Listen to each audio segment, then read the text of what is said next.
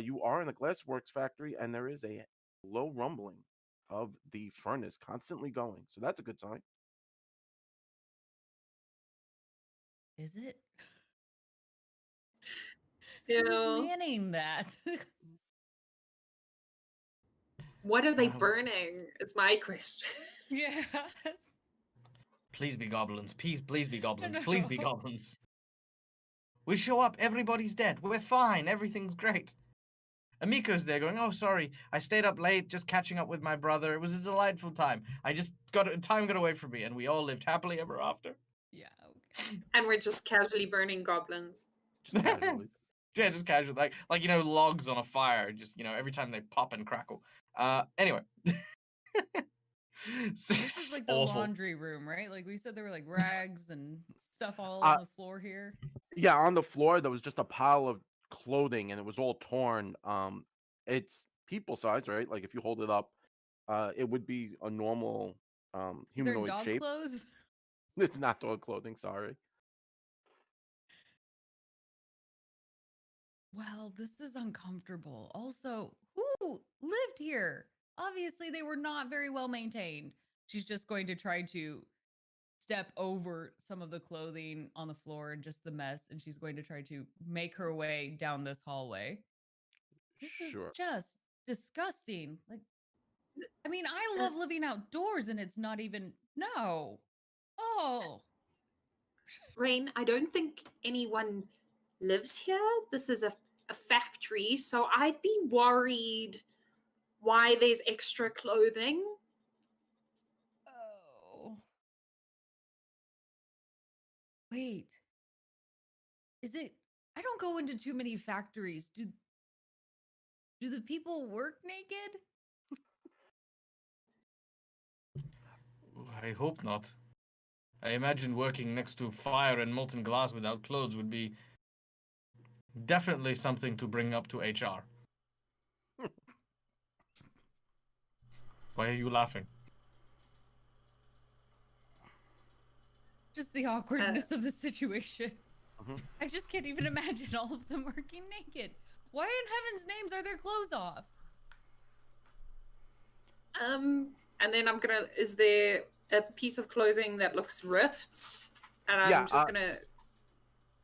So looking through the clothing, you do notice that although the clothing, it was piled up and it was a makeshift bed for a goblin dog, you look and there seems to be like tearing on the sleeves, around the collar, and the back seems to have all been like slashed. So if you hold it up, the back of the shirt's kind of open up. Yeah, I'm going to be like, I think they got it off, and then I'm gonna see Rain's look of horror, and I'm gonna be like, maybe it's their second pair of work clothes in case they burned the other ones, and then I'm gonna throw them back in the pile. With scratches?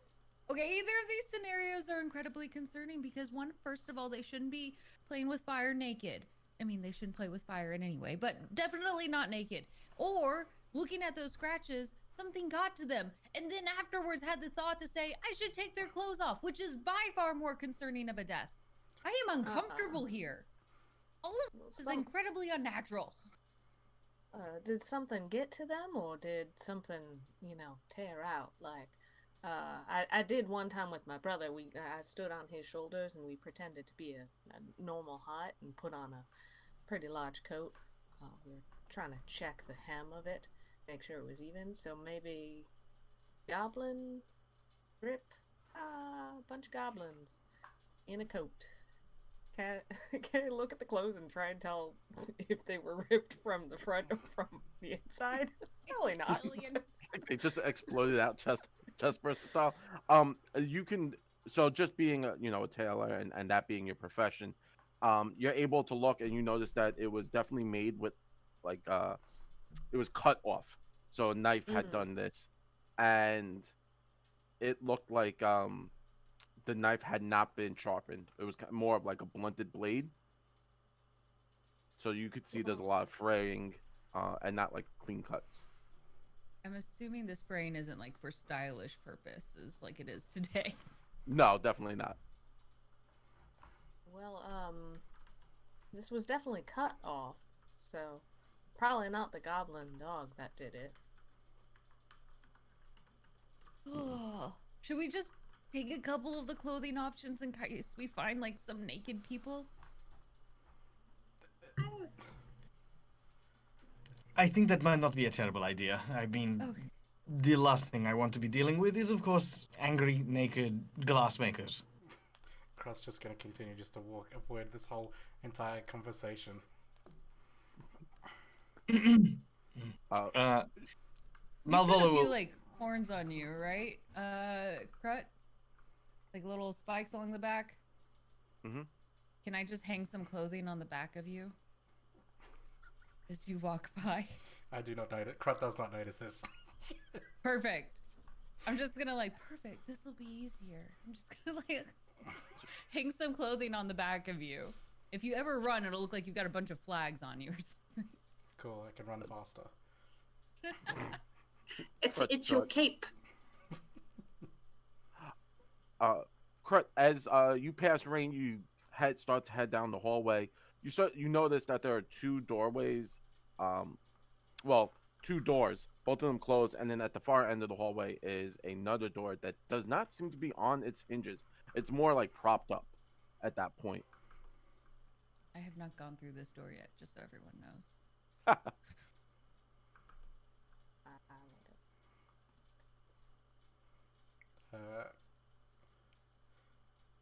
Krut's just gonna open the door. Hello.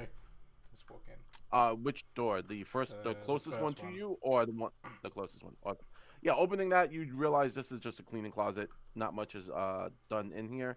There are buckets and brooms and all different, cleaning material. Dude, just cleaning stuff here. We should remember that. That way we can come back and help them clean up this place later. It would be nice. They're naked. You expect them to clean too? The chemicals might be corrosive to their skin. Go on, check the next door. Krut checks the next door. Opening this door, normally this would be a storeroom, and this is where you notice along the ground are all different chemicals or that they would use for glass blowing and stuff like that. Now along the sides would be where they would keep the racks for the glass blowing utensils, like the long pipes that they use to spin. Sadly, all those seem to be missing.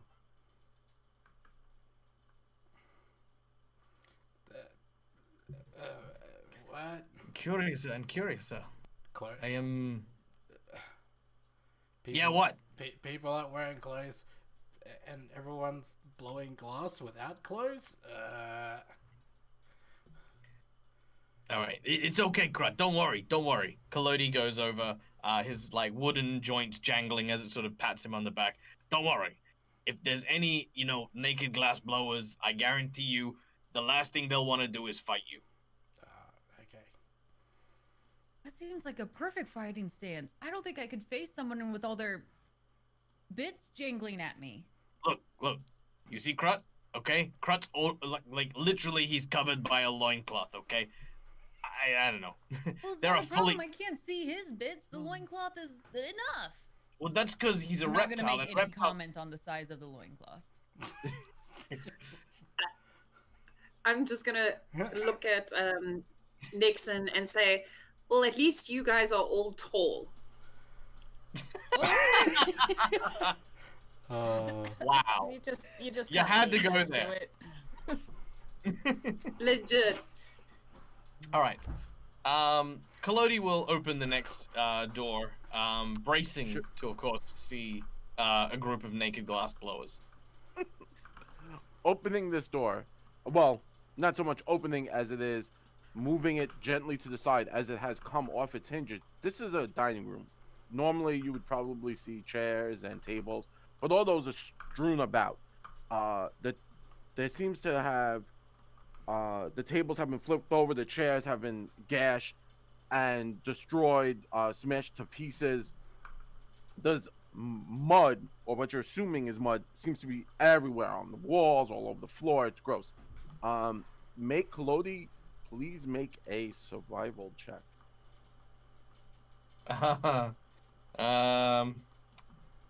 Okay. Mm-hmm. Yes.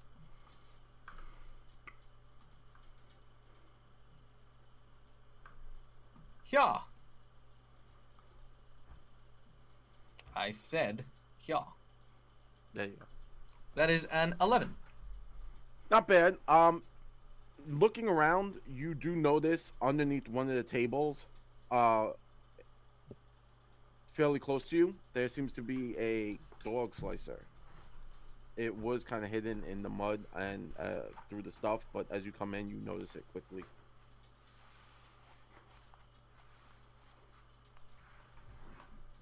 Hey guys, listen, I think something went down here. I ain't sure exactly what it is, but, it was messy. What are you talking about? Rain's gonna walk in like, oh my gosh. I'm just Oh. hoping this is mud.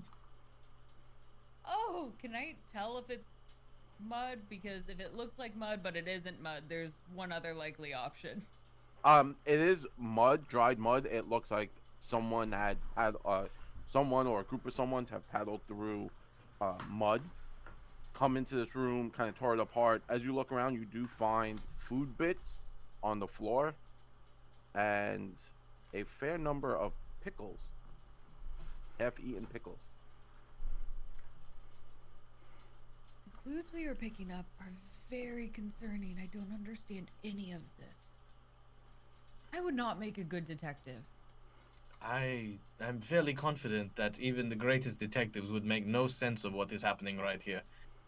It sounds more akin to a bad pub joke. I mean, listen to this. A gnome, a moose, and a lizard walk into a room filled with mud and pickles. See? Hilarious.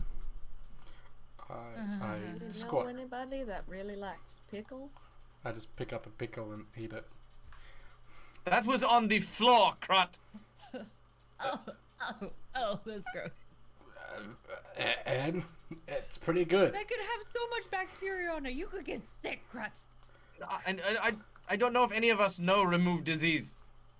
Spit that out. You spit that out right now. She's gonna like try to pat him on the back, kind of forcefully. Spit it out.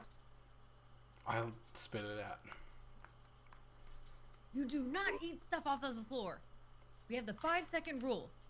I would have had to go into the 5-day rule then. Oh my god. Crap. We need to talk about manners and cleanliness. Oh. Rain's just gonna kind of pace herself against the wall a little bit because she is very grossed out and slightly losing her stomach in the midst of all of this. The room is gross, but the idea of Krut eating a pickle that has been here on the muddy floor for God knows how long. It's truly disturbing.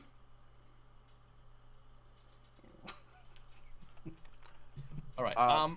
Looking around the room, you do see a door to your left and right, actually fairly close to the first door that you came in. And it's a fairly large room, so there's a lot to explore in here. Okay. I'm just worried about Amiko. The further we getting into the Glassworks, the more it looks like something bad's happened here. Perhaps we should hurry. I agree. Let us continue. Krut, which way should we go?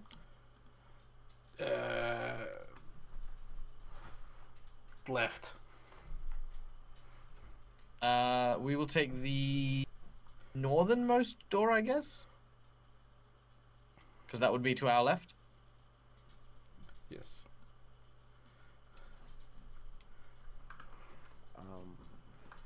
As you're heading to that door, Krut, can Nexen and Malvolo please make perception checks as they are kind of towards the back? Oops. I rolled twice, but the first one was 22. Cool. A likely story. Uh-huh. And it was a 47 the whole time. See nothing. So Nexen and Malvolo, both of you pick up a weird sound as you were like coming in. It sounds like scraping, like something scraping, and it's coming from the room next door. I look at Nexen. I'm gonna go open the door. Cautiously, like, open it a crack. Opening this door, this room's a mess. There are sheets all over this room, and you look down as you like quickly open the door and look in, and you look around, and again, there's all that mud by the door. The weird part about this is there is a rank smell coming from this room.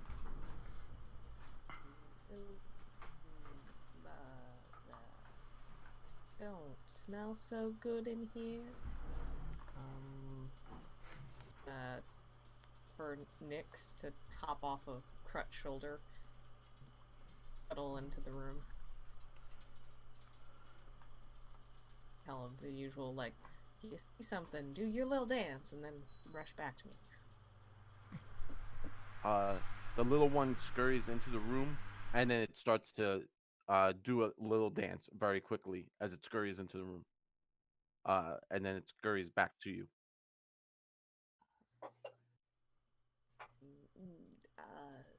I'm just gonna lean over to Malvolo and be like, something is definitely in there. Okay, I see what you're saying. I will go and grab one of the chairs, and I will close the door and I will jam it under the handle. And then I will knock on the door. Amiko, are you in there? Nope. Okay.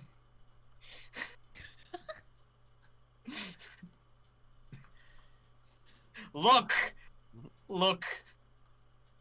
I'm so afraid. There is no sound. There is no audible sound of Amiko saying, "Yes, I am in here." Good. Excellent. I leave and I cry a little. I'm gonna turn as he says, "Amiko, are you in there?" I'm like, "Do you think Amiko's in there?" And then I'm gonna rush across to the other side. I don't think Amiko's in there. I don't think Amiko's in there. I don't think Amiko's in there. No! I would stop. Why is there a chair if Amiko's in there? Amiko! I think there might be maybe another dog or something, and maybe some not so live bodies. Zombies. Something stinky. Pickle eating zombies. Maybe. No, that's And I'm gonna look at Malvolo and just come back and say, maybe Amiko can't answer. I had not considered this.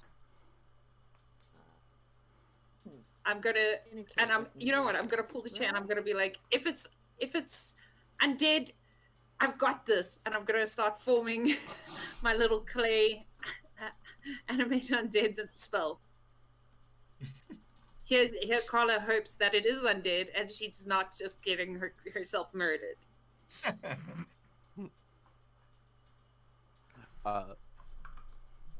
So I'm gonna miss Kasaundra. I liked her. Yeah. Bye. It tracks considering my dog ate my mini.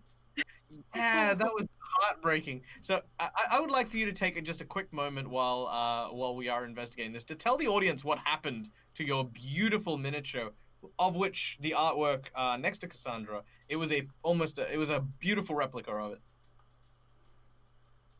Yeah, I do have an unboxing of it, which is great. And I suppose you could say my mini is unboxed from its form, as my dog jumped on the dining room table and got it out of its wonderful little bubble wrap package and then proceeded to maul her. I do still have her head. There's her little head Hey. And then the skull on the base came out quite well, so I've got her head and a skull. Oh no. You, There you you can go. make like a little necklace. That's like- true. Sure, you can make a little necklace or a little like lucky charm bracelet. Oh, yeah. All right. Yes. Apologies. No problem. So yes, so you're at the door, and you're trying to cast a spell to sense undead, or see if there is an undead in there.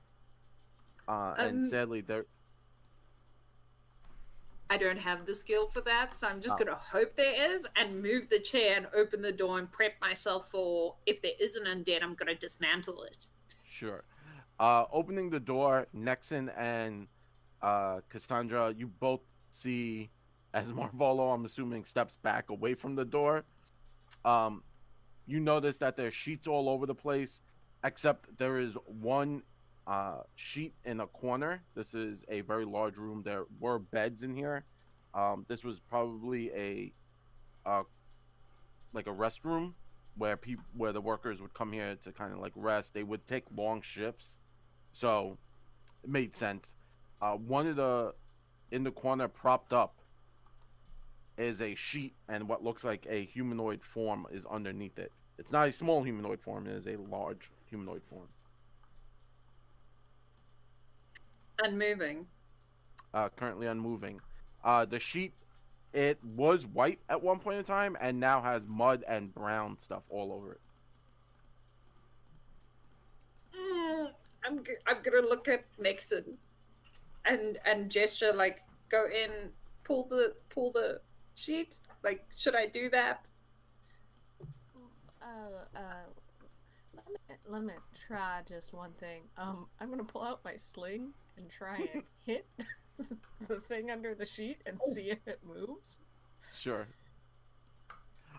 Yeah, firing your sling at the creature. Bless you. It makes a soft dud, and then you hear a sound. Oh well, it's not dead. Oh yeah. Well, Okay. Well, perhaps Collodi, you might want to. Yeah. Okay, I got this. Step aside. Hey, Amiko, we're here to save you, or at least I'm here to save you. The amazing Collodi. I'll fling the cloth off the bundle. Throwing the cloth off, it reveals a man. He has terrible scratches all over his body. His face is severely disfigured from the deep lacerations. One of his eyes opens, and he lets out a low moan. Hey, you ain't Amiko. I put the cloth back on him. is that someone we know from the town? So, like, a worker. It's definitely a worker. Their Yeah, face is some injured severely guy. disfigured. You know, I'm injured. You know, Collodi, Malvolo's like, oh my god, move aside. I will go and attempt a medicine check to attend to this injured individual. Sure. Just generally, you're looking the person over, pulling the cloth back some more, revealing their upper torso, their severe lacerations all over the body, on the arms. It looks like he was mauled by something. And fairly recently, as they are still bleeding out, or Well, I tried to stop him from bleeding out. yes. Good. Huh. I said what? Is he naked? Actually, he has underclothing on, but not all his clothing. And Malvolo, you're quickly bandaging and trying to stop these wounds from oozing blood. They look severely infected.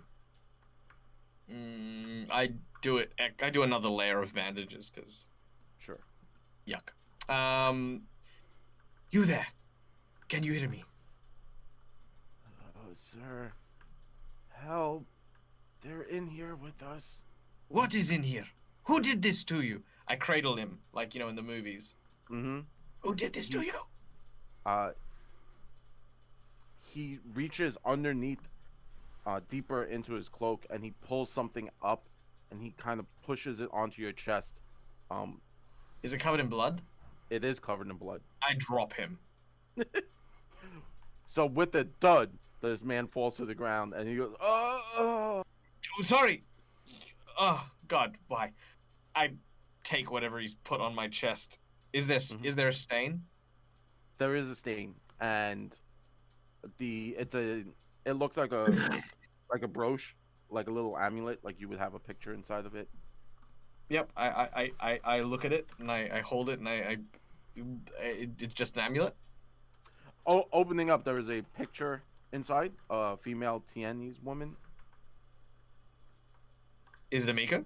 It is not Amiko, sorry. I was gonna say I know that sounds a little bit like whoa, it's just every Tianese is no. I was curious. Okay. Thank you, but payment is not required. I mean, what? Your wife did this to you? I mean, that's a really messy divorce, dude. Like, I mean, for her to siege this place, cover it in mud, eat a bunch of pickles, and maul you? Damn. No, I don't say that. It's just, just. Okay, he's given me this thing. I look at the others. I am so confused, both as a player and as a character, why I now have this. Does the picture look like it could be Amiko's sister? Does it look family resemblance-y? Sadly, it is not family resemblance. Nexen, are you still near Kasaundra, right? You guys are still in the same area? Yeah, I would have stayed doorway. You actually recognize this woman. It is Mori Kun, Kunn, and she's worked out at the she's helped out at the theater a few times. That's Mori. Was she the one that attacked you? You're now kind of piecing it together, and you would assume this is probably her husband.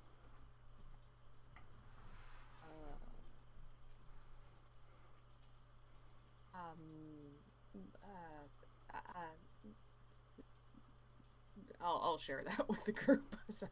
Mm-hmm. Maybe she's also here. Maybe he wants us to find her too. And Do not gonna look at him.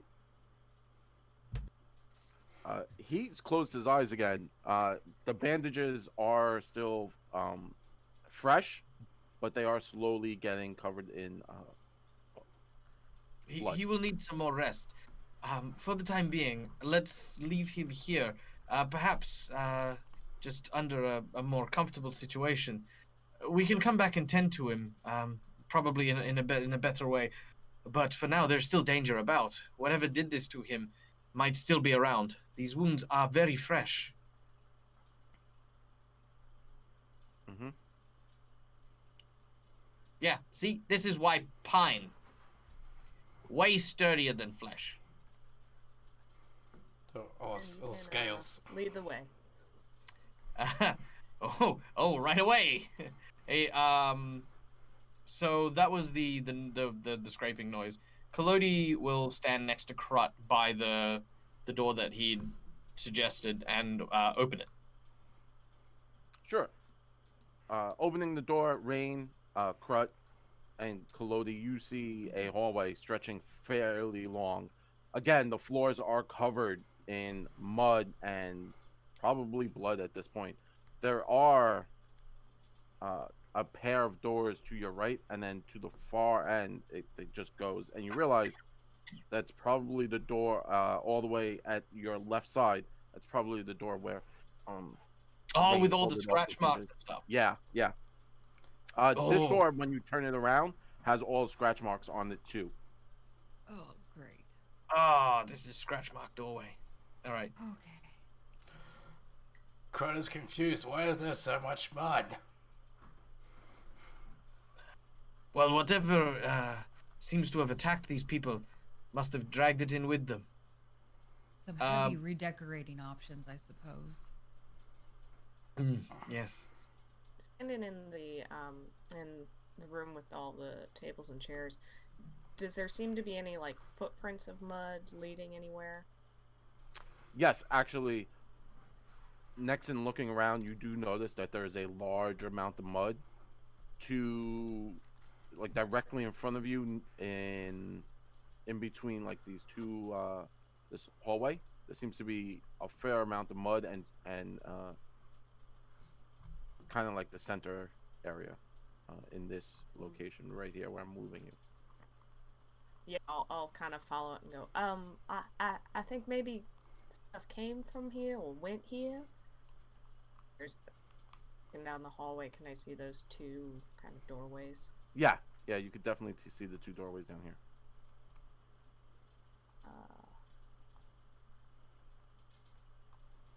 Anybody wanna open one of these doors down here? Yeah, I'll go right and open that one right there. Because that one looks really close. And if this thing is still in this corridor, I'd much rather have a quick way out. I'll take left then. Oh, we splitting up? Oh, just right and left in the same Oh. hallway. Well, yeah, that's actually not a bad idea. In which case, why don't Malvolo, me, and Nexen take the right way? Kasaundra, Krut, and Ranne, you go around that side, and if we don't find anything, we'll come back this way.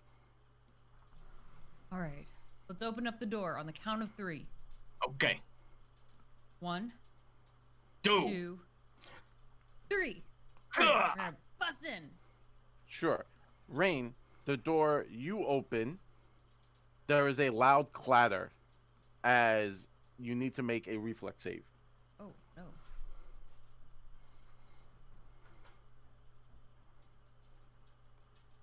Ha! A 24. There you go. Jumping out the way, a number of pots, pans, sharp objects come crashing down, and you look up over the the doorway where you opened, and what would look like a net or something was hung up, and it was kind of attached to the door. And it was a trap. In this room, you see a number of barrels and foods. This place is torn apart, and with that clatter, you hear a voice go, hello? Okay, come on out. Your trap failed, and that was very rude. We're here to help you, and you set that something up. Come here. Come here right now. Okay. And then crawling out from a barrel is a goblin. Ugh. Come here, stand in front of me. You owe No. us an apology. No. She's gonna give him like this look, this very stern look. I am telling you to come over here and you are going to apologize, or you are going to help us clean up all of this. The goblin splashes whatever's in here at you. Like just splashes it like a little kid. Says no. Do you think I haven't dealt with something like this before? No. Just keep trying to scold it. It's just sitting in a barrel of liquid, and you're not Can I 100% go sure. pick it out, like by the Yeah, scruff of its neck? It's a fairly chubby goblin, but sure. Okay. All the pickles. Is it in a pickle jar? It's in a pickled barrel. Please make a because it's now like fighting you, but it seems to be fairly chubby, as if it's been eating its weight in pickles. So it's not very active. So is that Goblin Brian? Yeah, it's more or less like for that. you can make an athletics check. Okay.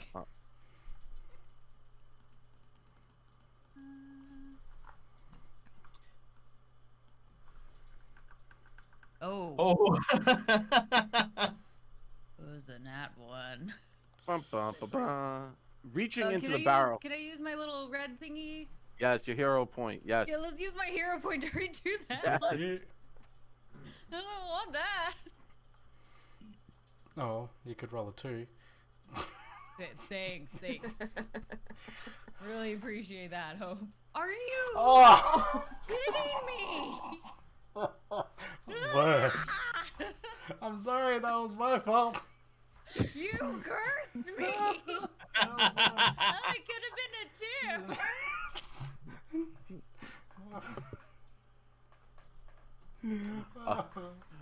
So, Reach- so is this so for basically for those of you youngsters out there in the field, sailors live off spinach. Apparently, goblins live off pickles. So this is like Popeye the pickle goblin. Yes. Never separate a goblin from his pickle. Never. Oh, that has different implications.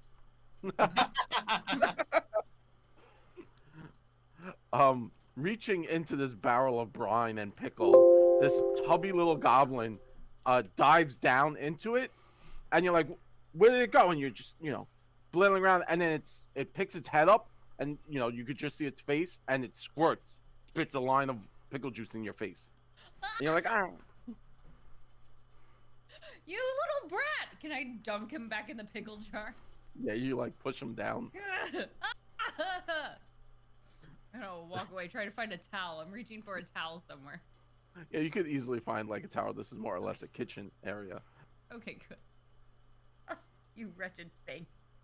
The goblin pops back up, and it's again very tubby because it's been eating its weight in pickles. And go, please shut the door on the way out. Thank you. Brain's gonna be like patting this pickle juice off. What are you even doing in here? The boss told us to come here. The boss. Who is your boss? Why does he think he have the authority to tell you to do this? He gives us pickles. What were you supposed to do here? Take this. Take all of this. This is mine. This is my pickles. How many of them are you here? And it starts to like click its nails on its other nails as it's counting, and it holds up its paw or its hand, and it's just all of its fingers, and I believe they only have like 4 fingers. 4 goblins.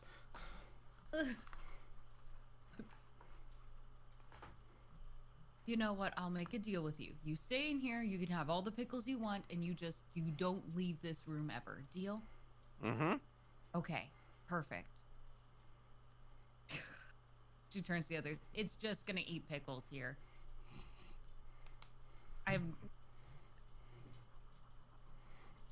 And then it just kind of swims back down and pops back up, and as you're leaving the room, you just see it like leaning with like a pickle sticking out of the side of its mouth like a cigar, and it looks like it's in like a jacuzzi, but it's just pickle brine. I was kind of imagining that it was there with the pickle in its mouth on its back, swimming around with like a little like pickle, like a fin. Dun dun dun dun dun dun dun dun. This is my domain. Fine. You stay in your room, and she's gonna shut the door behind her. Mm-hmm. And at this point, you can kind of hear like the goblin starting to sing one of its goblin shanty songs. There once was a man from Madras, whose balls were made out of brass. So in stormy weather, they both clanged together, and sparks flew out of his ass. Oh. Oh, that was gonna end. Look, that's the quickest thing I had for a goblin song. Collodi. Should we not Sorry. make sure he stays there? And then I'm gonna peep, and then maybe suggest squash the barrel so that because he's fat, he can't get out the barrel.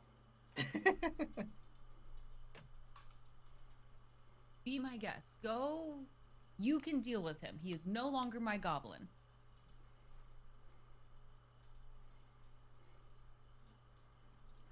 Krut, do you just want to, seal the goblin in the barrel, and we'll come back for him later? Alright.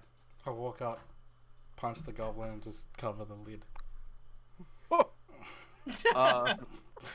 So Fine! Krut walks up and the goblin's like, "Hey, what's going on?" And you just kind of punch it in the face, make it an attack roll. The goblin's at, you have kind of have it.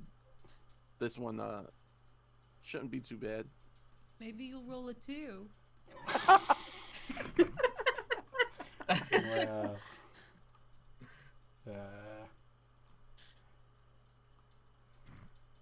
Not a problem. The goblin is pretty tubby, and you punch the goblin in the nose, and in its big football head, and oh! And its pickle spits out of its mouth, and it kind of bobs down into the water, and you're just gonna grab like the nearest heavy thing and put it on top. Not before grabbing a handful of pickles. Yeah. So you've now captured the goblin. You can hear banging and tapping on the lid that you put on. It's like, hey, she said I could stay here. I just I'm gonna. slam the door behind him and just maybe tie up the handle or something, I guess. Sure. What does Collodi find in the other room? This room is stacked with grains. Crates of dried fish, venison have been hanging here. Sadly, all of that stuff seems to have been destroyed or eaten. There are like bites, chunks, and tears out of every little thing. A broken dog slicer lies near the floor in the middle of the room. Collodi immediately runs out and says, "Hey guys, I think we might have goblins here." I like that little guilty chuckle that you had. What? And what smells of like salty, sour seawater?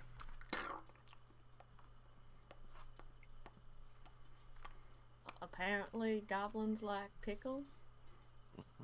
I like pickles. Okay. And Krut. Okay. I don't Krut want to likes ask. pickles.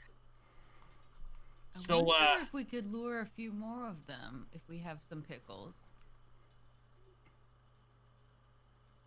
I mean, what if they have Amiko? We could trade her for some pickles. That is actually not a terrible idea. I look in the pantry and see if there's any like barrels or crates or anything. Yeah, you can. Yeah, you're looking for pickles. No, wouldn't be looking for pickles. I want to pick up the pickles from the floor here. Okay. And then just sort of Nexen, you have the cleaning spell? Yeah. Would you be so kind? It's gonna take a few minutes. Do you just want one of my pickles? You can have that one. Okay.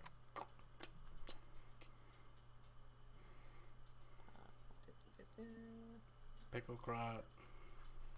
Pickle Krut. I'll spend a minute cleaning. Sure. Doing that, you clean. You quickly clean the pickles, and You were asking to clean the stuff on your shirt, right? Also this. Most important this. Forget the pickles. Just this. That is fine. Yeah. I love So Nexen. yeah. Favorite character.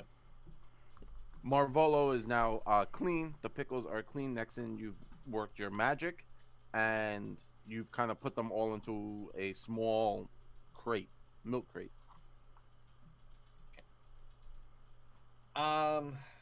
We should probably continue, especially if the goblins are here. Who knows what kind of danger that Amiko and her sibling will be in when we find them.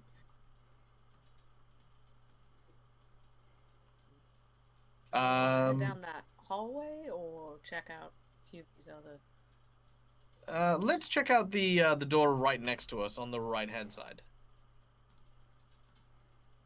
Oh, in right there, yeah. So opening that door, you look in. It's not anything fancy. There's a bunch of chairs. Clearly, this is some kind of meeting room.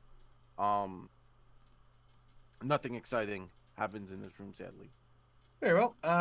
We'll go to this other door here. Sure. Opening that door, you look in. You now see a larger room, and it's getting warmer. The closer you're getting in this direction is fairly getting warmer, and you could realize that probably you're getting closer to the furnaces at this point. Looking around this room, you could see a number of doors exiting. Also, Collodi looking directly to the left-hand side, you see the double doors that you noticed when you opened the door from the mess hall area. Can I check this closet really quick? Sure. Rain, opening that door, what you see inside is basically a washroom. Okay. Nothing that there. Are there nothing clean clothes that I can pick up? Bring with Yes, us? there actually is clean clothing in here. I'm gonna take a few. I'll just hang it on some of my back part of my antlers. Sure, not a problem. Yeah, so Drying whoever. rack, okay? Yeah, so moving out, you know, Rain kind of steps out, and you now have clothing draped over your head. Just behind me, so that way it doesn't obscure my vision. Well, yeah, let's not get silly here. That's yeah, clearly right. Collodi's kind of entered that room. Nexen, Kasaundra, following behind Collodi, you're in like this meeting room, and you're again looking through this glass, and all the glass is smoked, so you can't really see through it that well.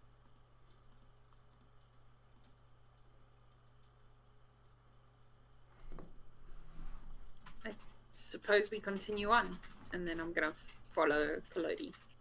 Mhm. Okay. Here we go then. Collodi, never bad. Collodi, as you get closer and closer, moving that way, Kasaundra, Rain, Nexen, Malvolo, at this point, it's fairly warm. You must be getting very close to these furnaces.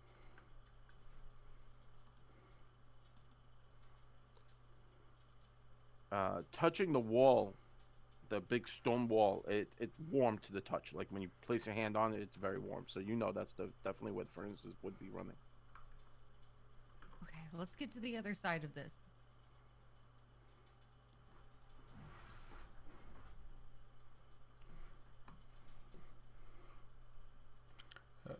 You're gonna lead the way? Yeah, Open up the door. Collodi moves forward into this room. This is like a stock room. There's a wheelbarrow sitting in the wall, shelves. There's actually a lot of glass all over the place, and this is probably where they would have kept stock of extra glass and stuff like that. Yeah. So Collodi's placing his hand on the wall and kind of following that around. He cries out, "Hey, Krut, you want to come join me, mate?" Yeah. You okay?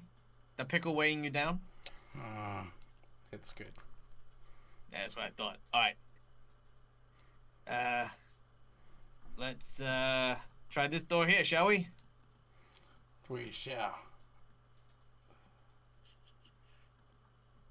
Ha-ba-boom! Boom ba ba. Make a strength check, please. Oh, A God. athletics check. Both of Oh, us? athletics. Even better. Not. Oh, that's Malvolo. Hold on.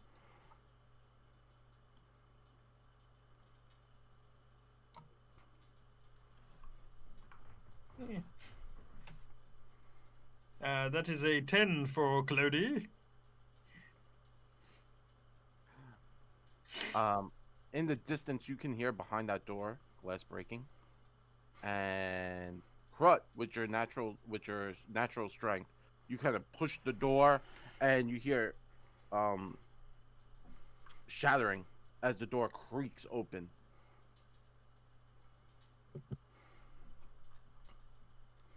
Looking into this room, you can now hear, everyone can hear, the door is kind of cracked open. You can now hear glass being shattered, laughter. Well, not so much laughter as human laughter as it is goblin laughter. Just that mean-spirited, like,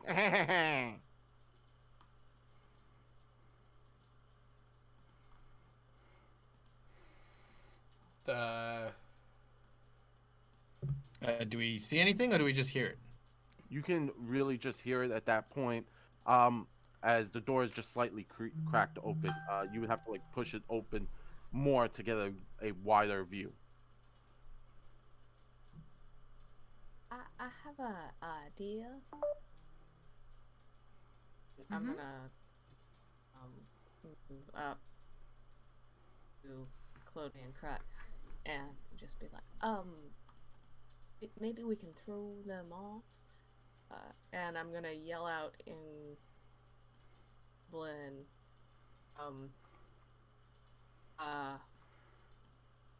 y'all doing, messing around? I told you to take over this place. Okay. Interesting. Make a deception check, please.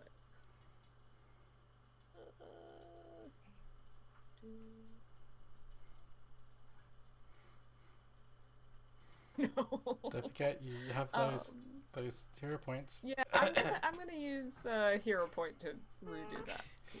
That was not so great. Well, I mean, yeah, no, wait, say it. Don't. Hey! I didn't say it. Krut, shut your mouth. You're not allowed to say anything. You're right.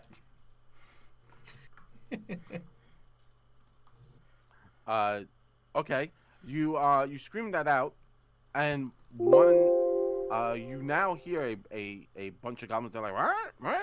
And they're talking in goblin, and they're now screaming, kind of yelling at each other, and they seem confused as to what's going on. And one of them calls out is they say, "Master." It's you better come up, get the stuff out from in front of this door. So you mean the door that you're yelling out of currently? Yeah. Okay. So they're like, okay, and 3 goblins just show up at this point. And you can hear them shimmering and moving stuff to the side of this door. Whisper to Krut and Malvolo, get ready. I ready my sword. Sure. Why don't we roll?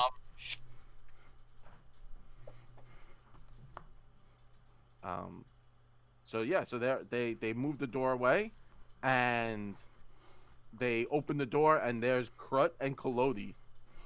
You both may make a attack as you ready actions, I'm assuming, to attack the nearest goblins. Yep.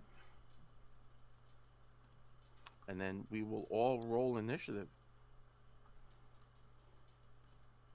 Haha! I feel like I hadn't hit something in a while. No. Oh! I get a 1.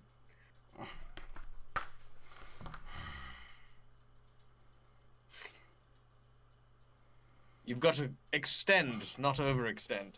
There you go. I got too excited. It's the pickle juice.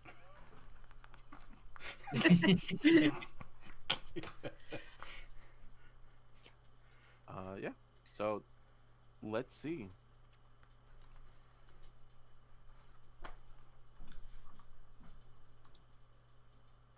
Goblins are smashing glass. They're upset.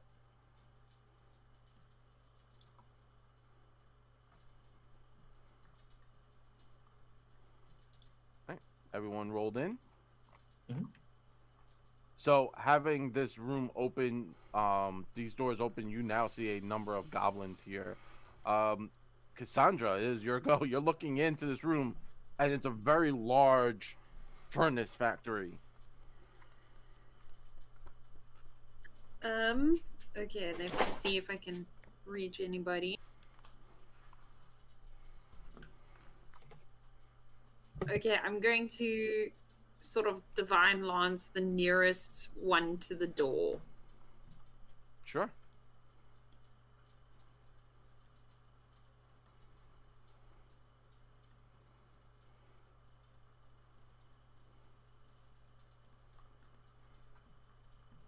And I'm Yeah, gonna say, "Where's Amiko?" Alright. The goblin looks at you and is fairly confused as to your question. And is that your turn? That's 2 actions, so you have 1 more action. Did I hit? Oh, I'm sorry. Yeah, you did. You divine lanced it. So you just roll Let me damage. roll some damage. Yep. Just drop it on the goblin you want to hit.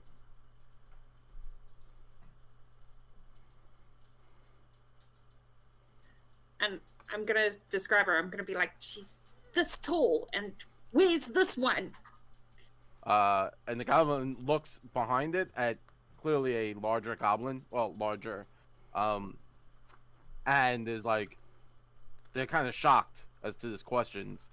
But it is my Goblin Pyro's turn, and the Goblin Pyro quickly runs forward, well, around a very large table where there would be glass, reaches up and starts to swirl their hands and throws some magical fire over at Collodi. As it has to toss over a number of different goblins, it whizzes past Collodi, and it leaves like a trail of hot glass behind it. That is Echo. Goblin Pyro 2. Fumble card. Sorry. Oh, that's right, the fumble card. Do the Yeah, fumble that's card. right. I forgot about the We're fumble. goblins, so this is okay. Exactly. Yeah, I completely forgot Goblin fumble card. I apologize. Eat it, for that. Goblin! How dare you try to do a basic thing? You fool! All right. By the way, for those of you, again, shameless promotion because, of course, we are playing in Pathfinder and we are playing one of the Pathfinder adventures. This is, of course, a Pathfinder critical fumble deck. There is also a critical hit deck that are also available for purchases that have some really awesome ways to really make the most out of your fumbles and crits. And because in Pathfinder 2nd Edition, it's not just a natural 1 and a natural 20, but 10 lower or 10 higher than the DC needed to hit something, these get a lot of use in a lot of games. So definitely worth it. All right, pick a number between 1 and 3. 3. All right. He swung with a melee weapon. Weapon tangled. You may not use this weapon to attack until the end of your next turn. The goblin is upset with this. Oh, actually, wasn't it It was a fireball. It was a fireball. It was a spell. Sorry. Yeah, pyro. Wait, what? Oh! It was. Oh my. Uh-oh. The spell, in which case, is you made him bigger. Increase the target's size as the enlarge spell. As you've made him bigger. I wish. Oh god. Collodi is now larger. That's slightly terrifying. Hold on, wait. I got just the thing for this. Hold on. As I see that, I'm like, they can do that. Make me big. This is freaking awesome! And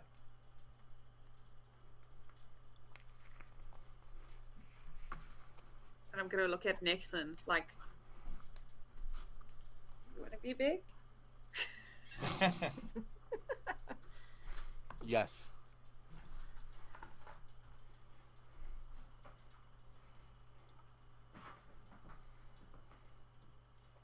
All right, who's next?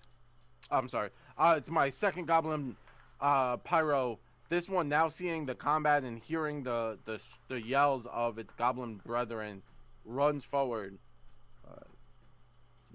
20 and 10, 15, 20, and will use its magic to cast grease all over the entranceway. Oh, actually, it can't. It just runs over, and then it picks up one of the tools used for blowing glass, and it has hot glass on the end of it, and it's like whipping it around. Yes. Rain, it is your go. Huh. Okay. Is it even possible for me to get up through the doors? There is a cluster of people in this doorway. Ugh. Ugh. I don't think I'm gonna be able to get through there. Let's see, especially, yeah, considering my clumsiness too. So we will have to do something else than that.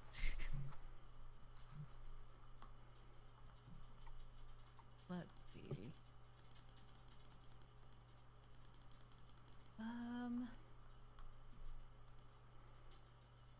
I am going to, how far away can I cast this? Can I try to cast Tanglefoot on Goblin Warrior 2? Yeah. Let's try that.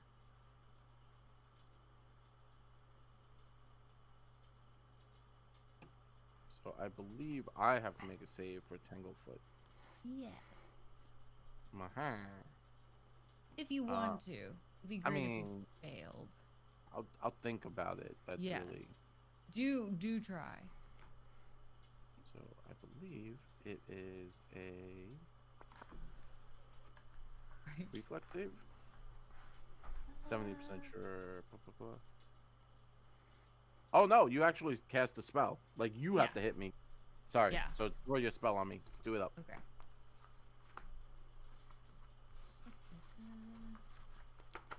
Okay, come on. Let me work this. Oh. I press the target button, right? Like that's it, I carry it over. Yeah, you could just drag and drop the D20 on the Goblin Warrior too. And it should just No, they didn't like me when I did that. It's like, no, you're not allowed to do this anymore. How come you don't like me anymore? Yes, no, I know, I did that part. Let's see what we got here. I would more than happy for someone to intervene. Not a problem. I got you. Okay, thank you. We're doing actions. We are casting Tanglefoot. Yes. Not a problem.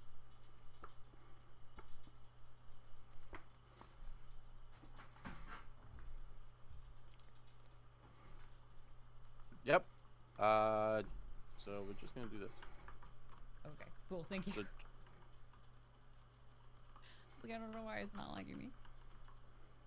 Alright. Rain casts Tanglefoot on Goblin 2. Goblin 2 takes the -10 penalty to move. Perfect. So it is sad because it is all tangledly up. Would you like to do anything else? I don't think I can push forward at all. I blame giant Collodi. Yeah, thanks. No, we're gonna hang out back here, and I'm gonna yell at people. Just move forward. We're in a tiny space. And that'll be Rain's turn. Marvolo, what would you like to do? Okay, so Malvolo is taken aback by so many goblins. Mostly by the giant Collodi. Collodi is going to Collodi's going to start by trying to make a melee attack against goblin number 1. He looks at his now great sword that's in his arm, and you hear him just go ha ha ha ha ha ha as he swings like a lunatic. It sort of scrapes along the ceiling as he swings it down towards this poor goblin. Oh no.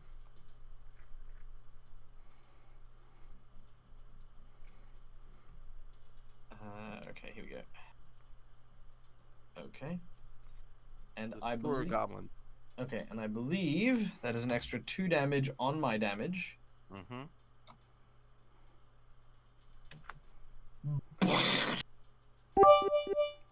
poor goblin did not make it.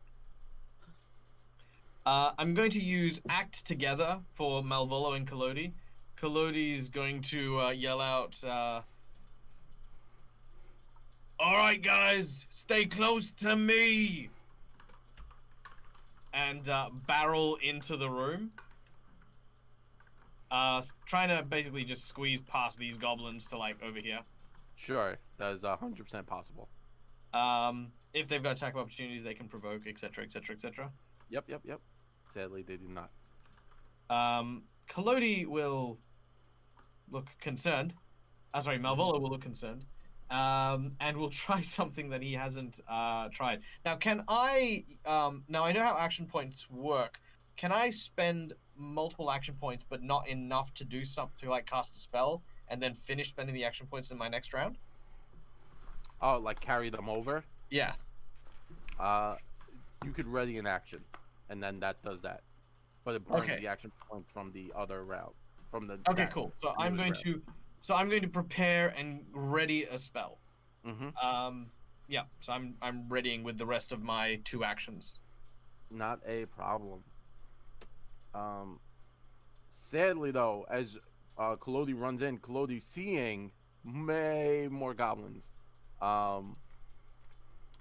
And another goblin comes running out, seeing giant Collodi, puts its hands up in terror, and decides to throw one of the glass over and see if it can hit Collodi.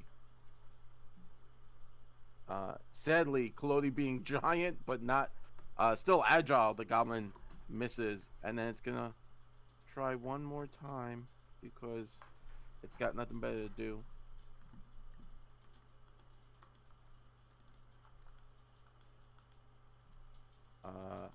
And that will deal damage to Collodi.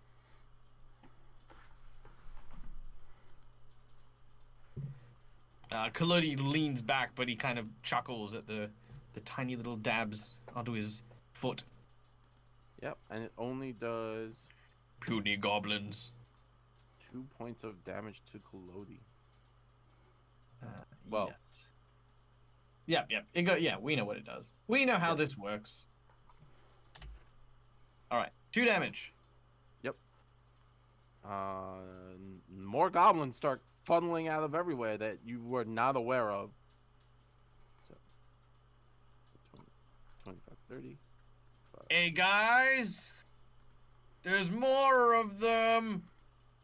This one runs up to the actual furnace and pulls out one of those sticks, and it's on fire with some of that molten glass. Comes another one, doing the same thing. But it is Krut's turn.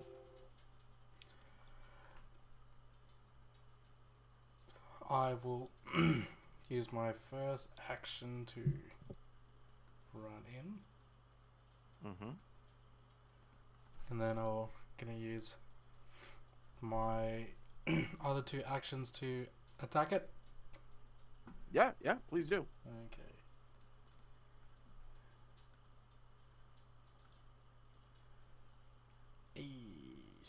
Yeah, there you go.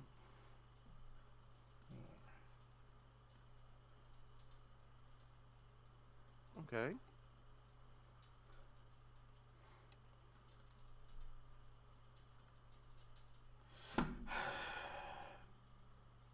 And the second one fails miserably.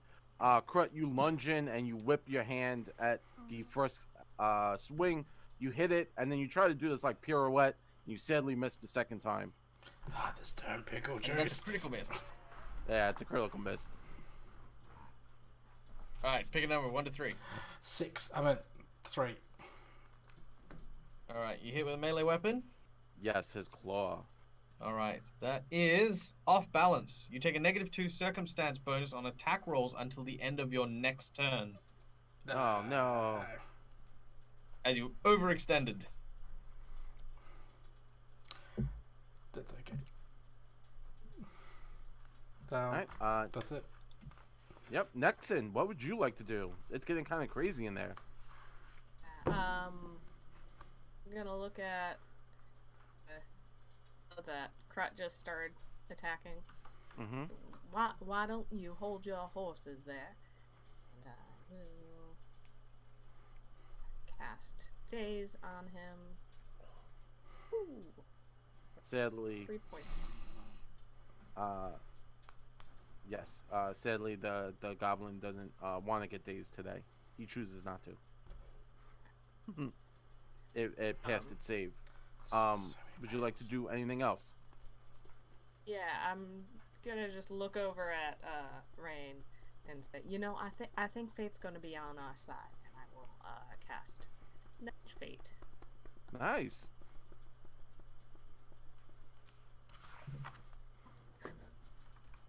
Oh, you didn't have to roll it like on Nexen. I'm assuming Nexen's gonna accept it. Sorry, did that spell affect the goblin just then? The first one, the daze, it did not get dazed. Well, it should because it made a saving throw and had a critical failure. Oh, did it? Yes, it did. Yeah, Is because there it made a thing- saving throw and it failed. Oh, I see it. Yeah, yep. That was a critical failure. Sorry, I read that wrong. But I'm assuming Rain's going to choose to accept the nudge fate. Yes. Okay, there you go. I was like, oh, that's a failure. So I have to pick a card, right? Between 1 and 3. Well, do you fumble on saving throws? Yeah. Oh, okay. Yeah. Go ahead. 2. Uno, dos. Drawing a blank. Until healed, the character is stupefied 1. Wow, that is pretty rough. That is super dazed. That's like aneurysm. Yep. That is rough. Take a minus penalty. Oh. But it, Nexen, with your final ability to nudge fate in a good manner, the Goblin Commando goes. Seeing Krut off balance, it's going to choose to bring down its horse chopper onto Krut. Let's see if this works. It does not. It misses, and its next attack, it's going to try it again. It's going to keep trying to chop you. That one will swing hard and hit you for, wow, a lot of damage. And Kasaundra, is your go. Okay, let me just see. The furnace is giant, right? Yeah, so the whole wall is a giant furnace. It actually goes back fairly large. Okay, so casting chill touch on it to make it cold is not gonna work. No. Sadly, though. Okay, I'm gonna move forward and divine lance the one closest, and I'm gonna, as I walk through, shout, "Where's Amiko?" Sure. That is the one in front of Krut. Where is she? Where is she? Where are the bombs?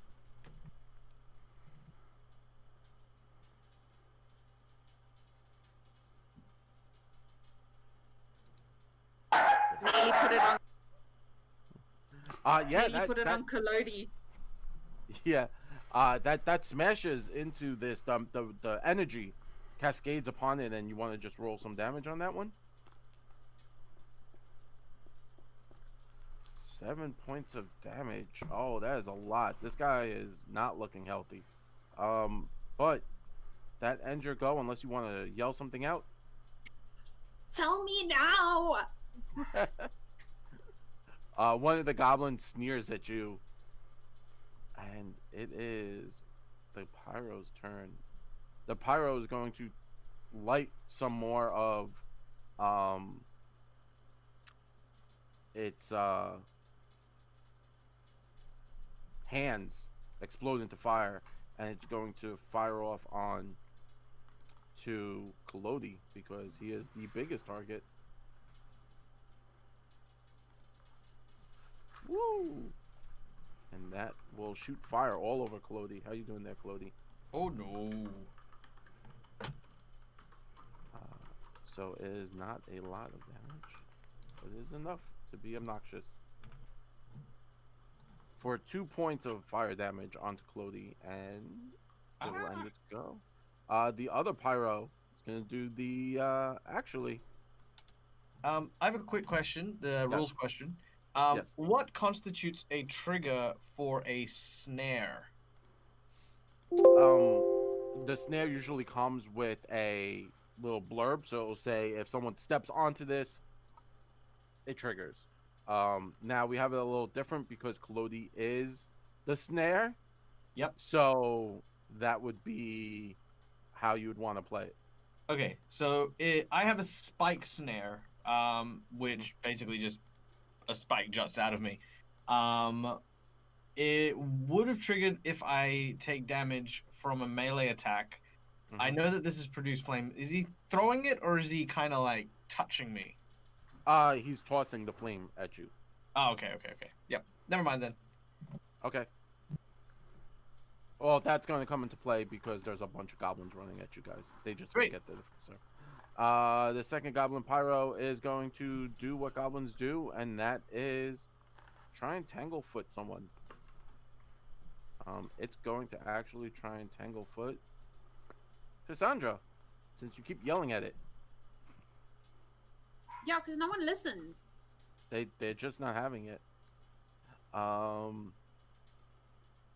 So please make a the target gain.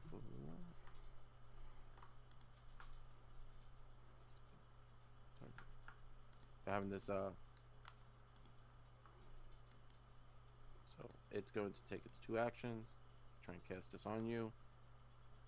It will hit you, so you are tangled.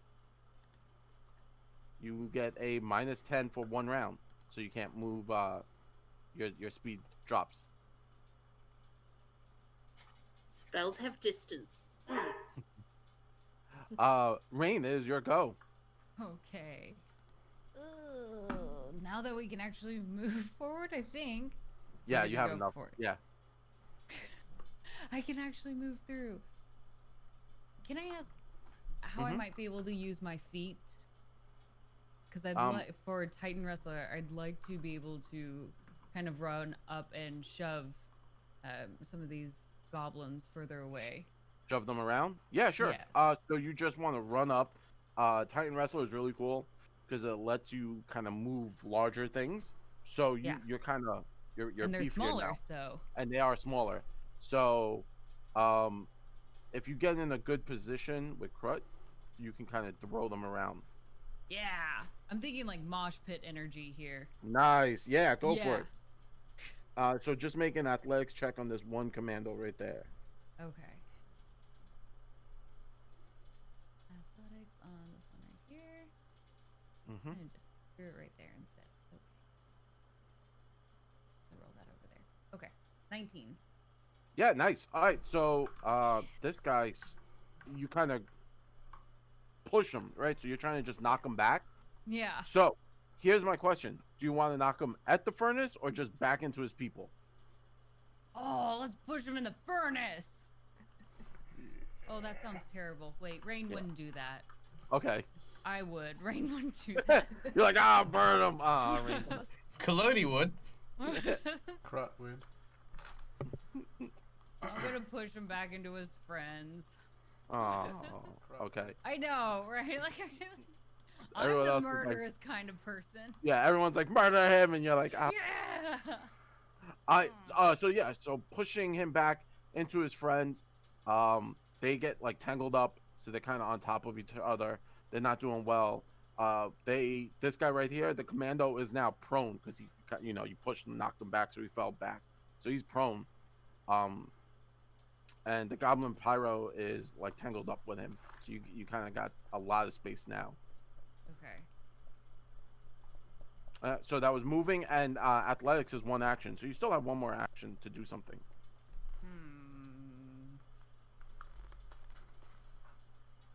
Collodi, you said you weren't looking great. Oh, that's just hurtful. Okay. I know I don't have a face or a nose or things that would conventionally make a person handsome, but I think that's still uncalled for. We're in the middle of a fight.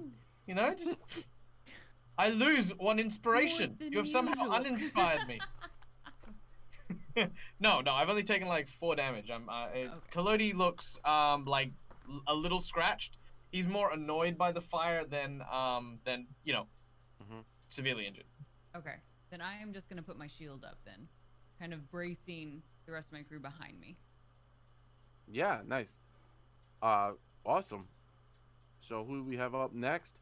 We have Malvolo and Collodi, the dynamic duo. All right. Well, Collodi's gonna spend an action to weep. No. Okay, so I'm gonna use the readied action to finish off what I was doing, and with the third action of act together, I'm gonna spend my actions, and this is gonna be hilarious, because I will play those 3 actions during the other 2 remaining actions, which I will use on Collodi. So, action 1. Collodi is going to try with one arm to sweep both the goblin that was pushed and the goblin pyro into the furnace. Because they're kind of occupying the same square. So he's going to basically, like, you know, sumo slap these 2. Just boots. Try to hit them into the fire. Yeah. What do I need to do? So just make a athletics check 2 times. But you will have you can make an attack roll. Yeah, you can make 2 attacks. 2 attacks. Okay, so I will make 2 attacks. All right, attack number 1. Against, let's go with the commando. That will hit, even though it says miss. He is prone, so he has a -2 to his AC. Okay, and attack number 2 against the pyro. And that will also hit because he is tangled up and has a -2 to his AC. Hell yeah! So I'm gonna swat the 2 of them like I'm you know, this like ping pong champion, like just whack. So yeah, you kind of knock both of them towards the gates of these giant furnaces, and they slam onto them, and they start to scream as the fire ignites onto their backs. And they both take roll a d4, Collodi. 2. 2. They both take 2 points of damage. All right. I'm going to then, with my second action, use Collodi and use that momentum, because Collodi is a puppet, so his hip is like fully articulate. He is going to continue that momentum and try to basically swat that other goblin pyro into the 2 goblin pyros in the fire at the moment. Yeah. And I'm going to burn my nat 20 on it. So that throws him into there. Roll 2d4. I slap at your face. You slap at him in the face. 5. So that one takes 5 points. 1d4 from the fire and 1d4 from the slap in the face. Okay. Are you ready for this? This is hilarious. Yes. Collodi's mouth opens as I use my last action to finish off the action I was readying in the previous round, which was Summon Construct. And I would like to summon a tiny Collodi that jumps out of Collodi. And its only purpose is to jump into these 2, this tangle of goblins with this as this little tiny Collodi jumps into the fire with them. It is Summon Construct, and it is technically a homunculus. Okay, yeah. So it's just gonna jump into the fire. And what is this hoping to do? What does this do? I'm just trying to keep them in there, like to hold them there. Yeah. All right, so we're gonna use this Collodi, the chef Collodi. Yeah, Chef Collodi is gonna kind of swat them with his frying pan, and he is much tinier than everyone else. Nice. All right. Also, I do have the stats for the thing. I will put it in chat. Sure. And now we go to our goblins in the back, the Goblin Warrior tribe. Seeing their friends getting beaten up doesn't really affect them because they're goblins and they're jerks, and they think this is just more amusing than anything else. And they're now going to start just hurling bottles of glass at the party. So first one, second one, that one hit. Krut, you take 2 points of damage as a bottle slams into your head. Yeah, it's just they're just being jerks right now. So 2 more go off. Rain, a bottle at you. That one will hit for 2 points of damage. And another, and then this one. So Goblin 4 had to like walk up, throw that goblin.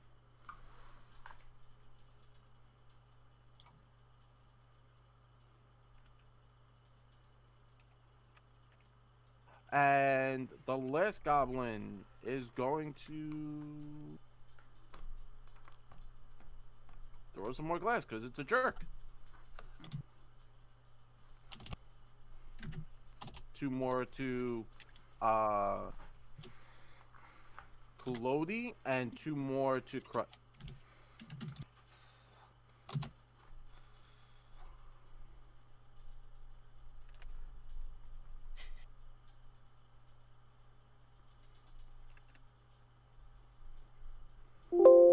Krut, it is your go.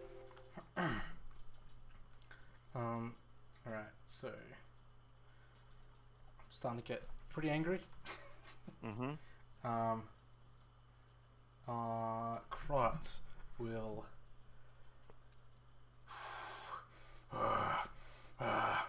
he's going to charge down and with his first action.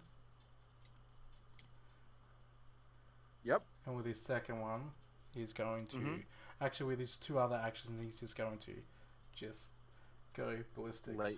Yeah. Lay into them. Yeah, do it up. That, yeah. So the first swing hits this goblin in its big old head, and the second swing,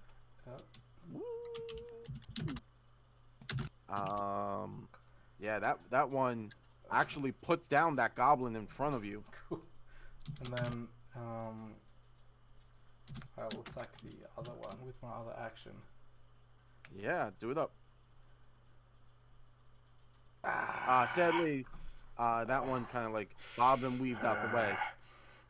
All the glass on the floor, you know how it gets. Got the glass in with the sweat and blood and a bit of the pickle juice. The pickle juice is really the worst part about this whole thing. It stinks.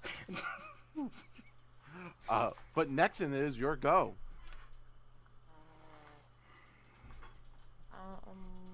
I'm gonna stay where I am and just Goblin Warrior 4 and just say, why don't you hold your horses there as I tie a knot and I will cast Daze. He succeeded. He did succeed. Work. This one's a little wily. It's kind of bobbing and weaving.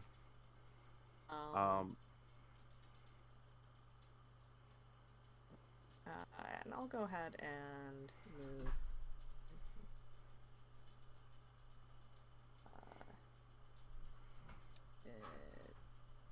Here. Yeah. That will be my. Awesome.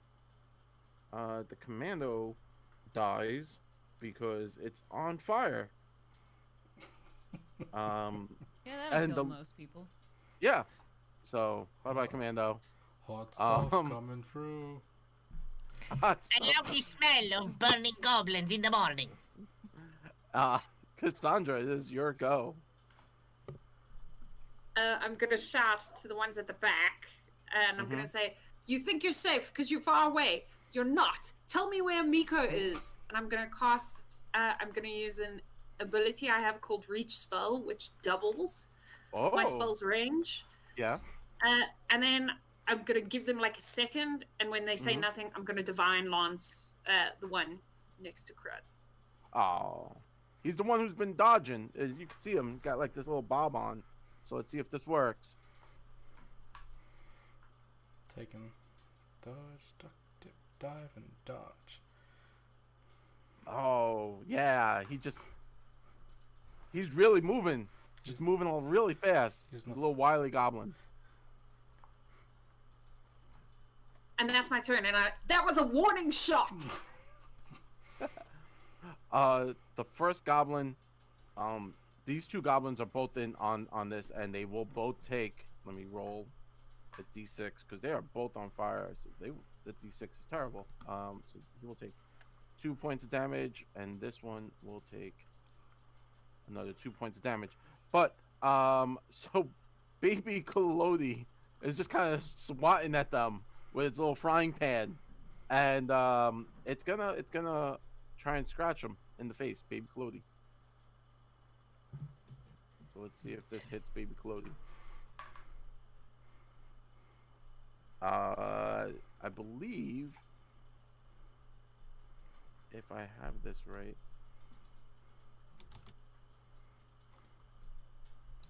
it is homunculus, right? You said it was? Correct. It is a homunculus. Mm-hmm. Its AC is 17. Yeah, so that will hit. Sorry about that. I was just trying to look that one up.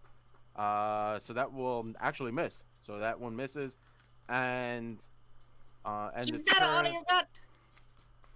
the other one goes. It's taking its 2 points of damage, and it's going to just melee swing its claws, and that one will hit the baby Collodi for 4 points of damage. Is that its whole life? No, it's got 17 hit points. Wow, this thing is really powerful. But it is Rain's go. Yeah. Okay. I'm gonna reach out with my sickle to this one right in front of us. Mm-hmm. That's, I wasn't gonna push him in the fire, but now, Now that he's there, I mean, now that he's there, this just seems out of convenience. yeah. I'm so glad they're not drowning, because I can imagine Rain with one hand just going, oh no.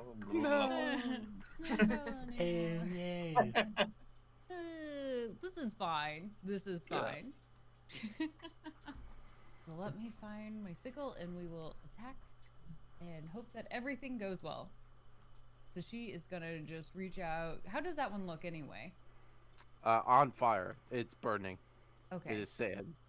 It's sad. Putting him out of his misery. That's what it is. It's a kindness Yeah. that I'm yeah. opting for.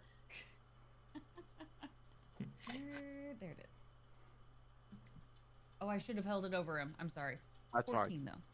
That will hit. They have a -2 to their AC because they're being held in place by baby Collodi. Teamwork. Yeah, so just drop gives you a your tiny damage fist bump. die. Sorry, what was that? Just drop the damage die on the one you want to hit. Okay. Where did that go for me? Sorry, my stuff feels like I feel like I'm switching programs for me always feels very odd. Yeah. Because everybody organizes things differently and I'm not very organized. Where'd okay, help me out. Where'd that hide out at? So we That was have. under the main. No. It should be Oh, under wait, right combat. there. That's what I thought. Attack base settings, but I don't see the damage roll on that. Sickle. I see the attack roll. Mhm. Interesting. I see. Yeah. So, I see it right here. So I see it right here, and I got you. Thank you. Bang! Oh wow, you That's just great. killed the goblin. Yeah, you now just I'm killed gonna it. let you roll for me. It did not make it. That pyro did not make it. Perfect.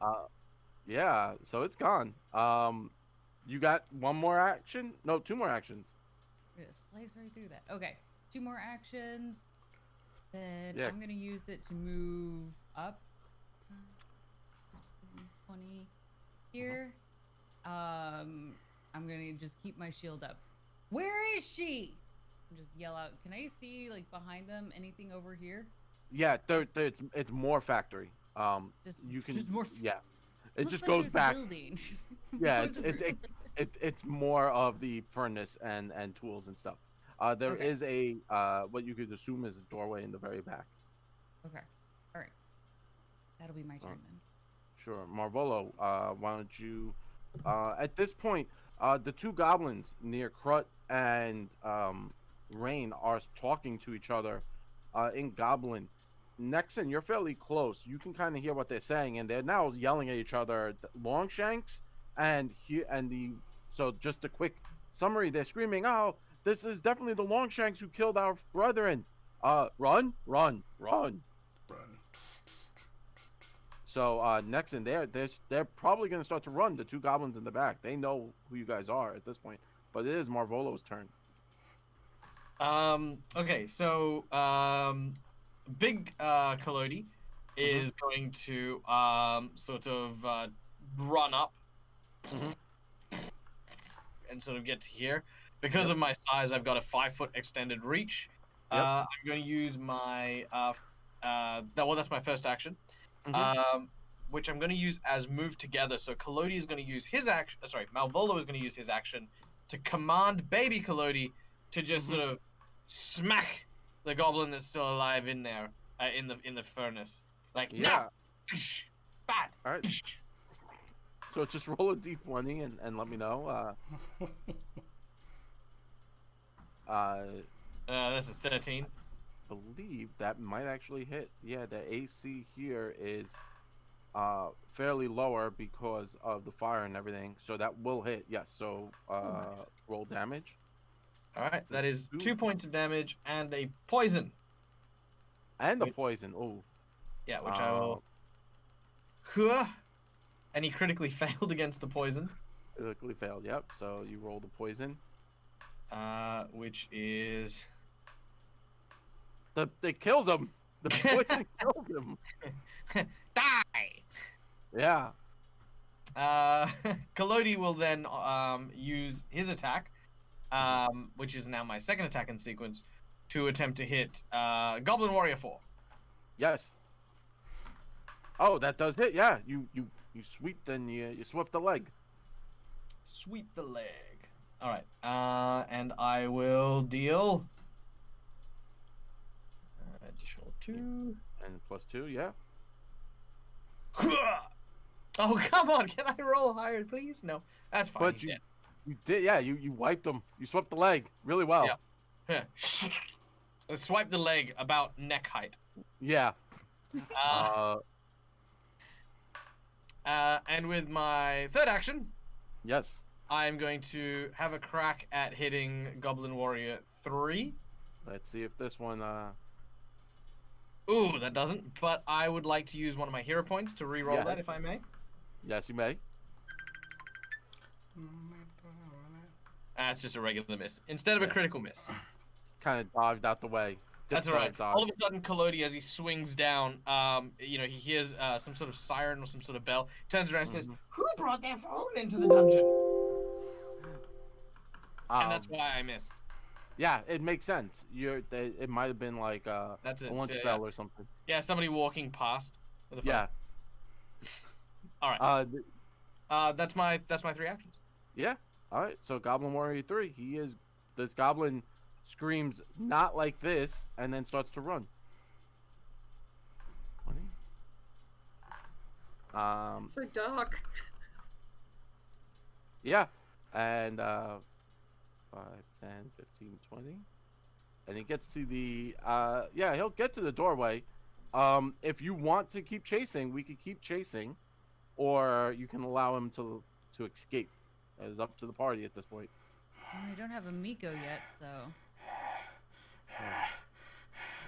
must have blood. Gonna get chased down this one little goblin. yeah. Fair enough. And it's ironically Krut's turn. Can I make that? 15, 20, 5, 10, 15. Yeah, you'll get on top of him. It's all 3 actions. What happens if I rage? It doesn't give you a boost to speed, but you could try something crazy, and that is on your second run, you can make an athletics check to jump onto him. Oh, yes, I will. Krut will do that. All right. So from here, you're going to have to make an athletics check. So 5, 10, 15. So you have to beat a 15 athletics check. Okay.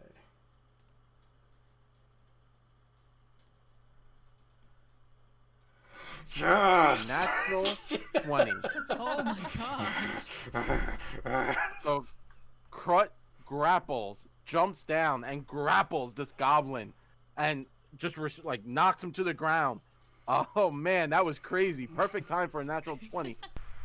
Krut just freaking flew across the room and tackled a goblin fleeing from the party. The goblin realized these are the heroes of Sandpoint, and Krut was like, not on my watch, and tackled this goblin to the floor. It was pretty epic.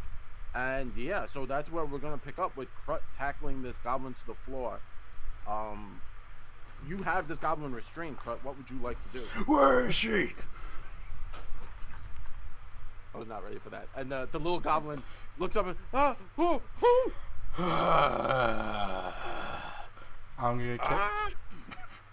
I'm just gonna pick him up and just kind of bear hug him style while Krut is standing there. So the thing's like wiggling, but clearly is not as strong as you. You know, it's got its wiggles on, but and it's let me go, stop, no.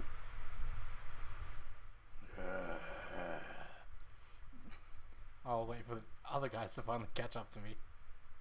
Sure. So the group sees Krut, you know, bear hugging this guy. Giant Collodi notices it because Giant Collodi.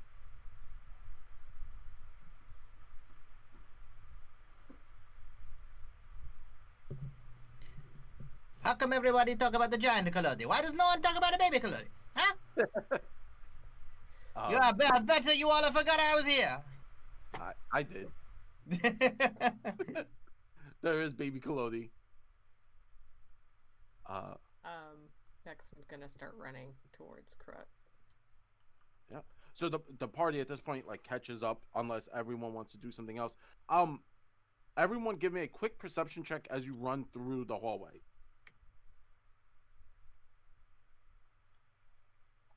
This one's gonna be a little bit more difficult than normal.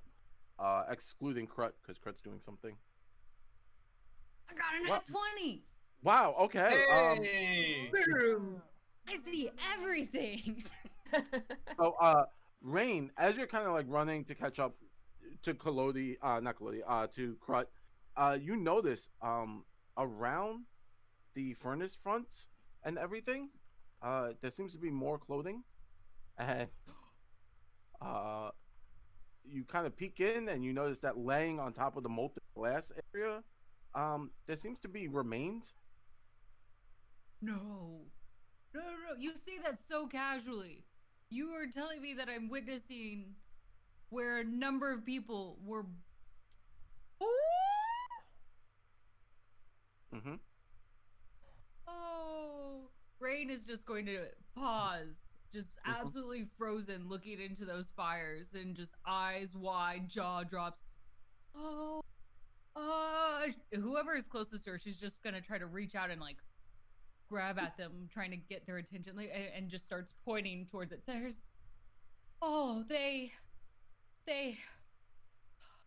And she's gonna turn on the goblin. What did you do here? He made us do it. What did he make you do? Why did you have to do this to these people? He told us to. Who's he? The Longshank. What does this can you describe him? He has pointy ears and looks like the other Longshank that's downstairs. Downstairs? He's downstairs? Mm-hmm.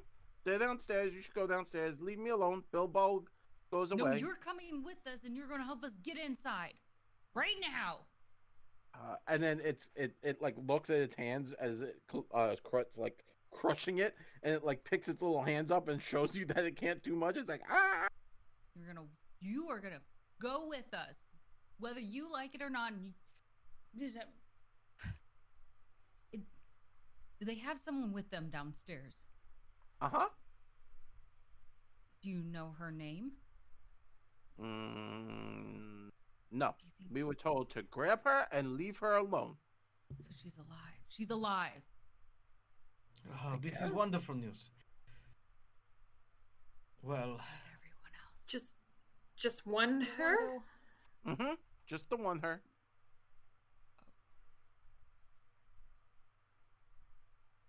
All these other people.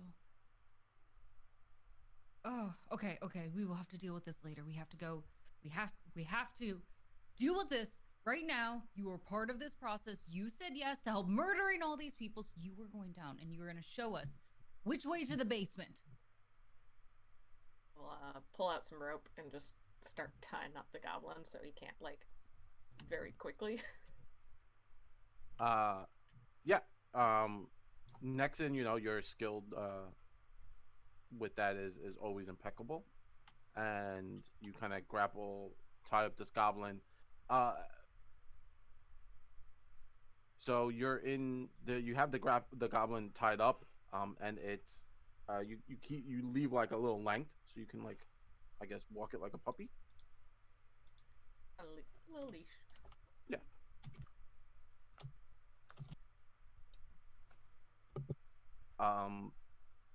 The goblin starts to walk back the way you guys just came through, leading you to the double doors that you had that fight, noticing all the dead goblin bodies.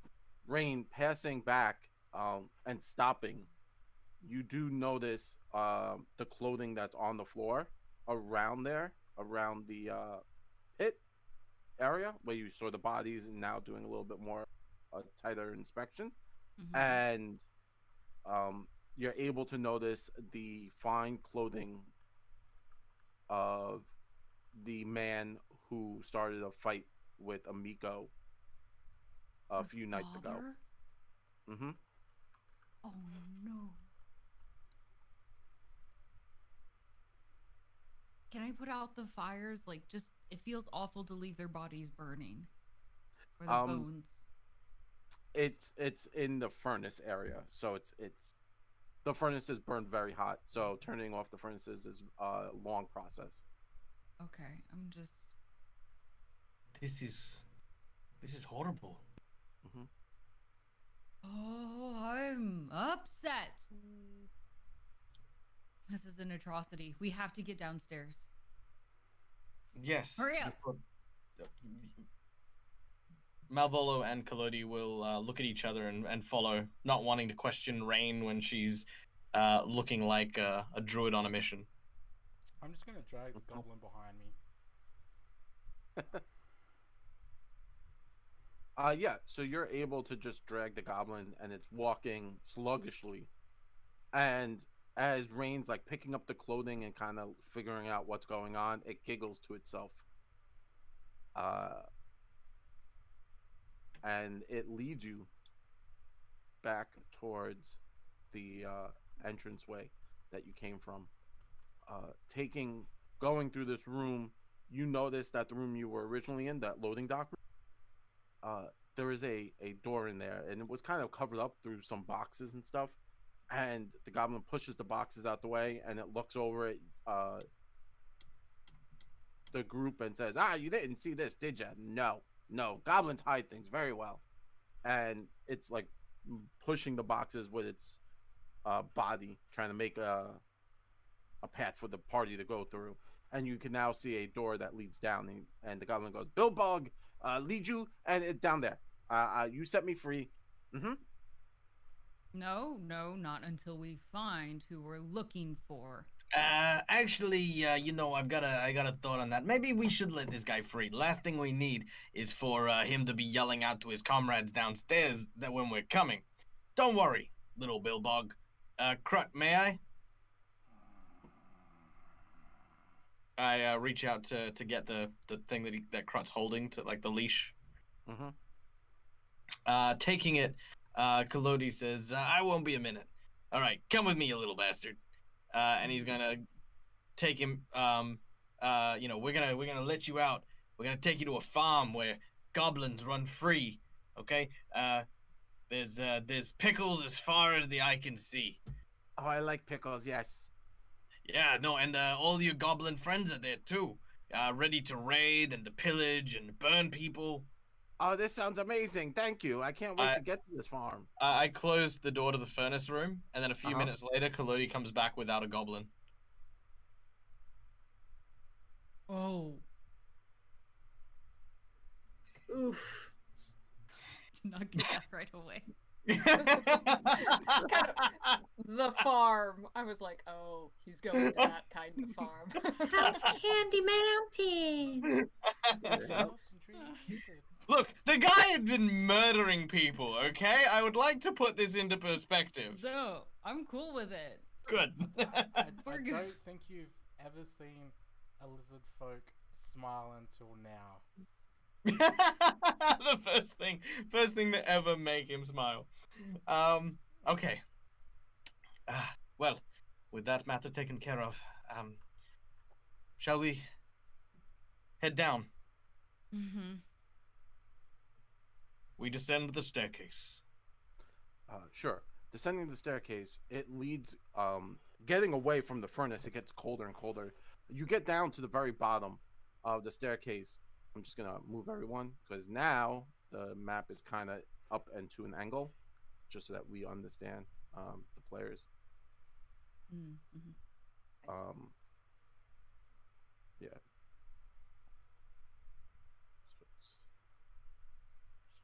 Trying to grab everyone, get you guys all up on that map. There you go. Take Malvolo. Not Collodi though. Collodi did something bad. Bad Collodi. I'm not an architect, but this is not how I would make a basement. No, I want you to. Just a bunch of hallways, like no open space. Yeah. So you come downstairs and then this room it's kind of a mess. There's things scattered every which way. I think you might need to share the map for the players. Maybe. We're on it.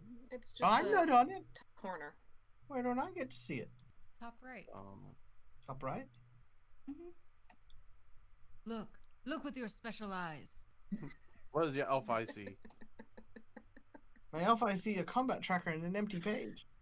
Oh, Oh, images and maps. Okay, there we go. I are smart.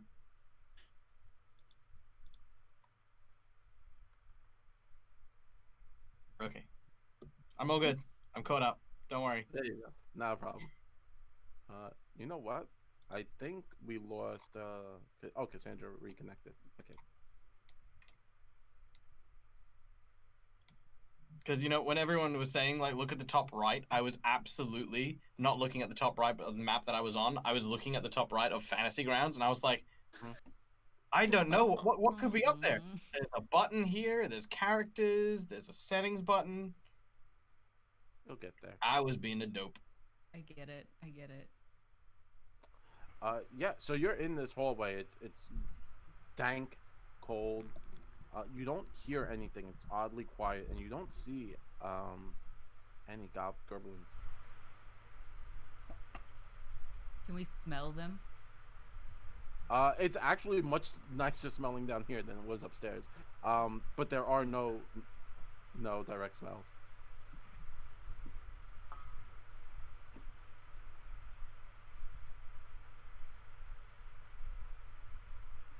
How narrow is the passageways here? The passageways fit one person going down, but once you get down there, it's fairly large. You could get like 2 people side by side, standing abreast. All right. Well, we should probably keep pressing forward. Krut, lead the way.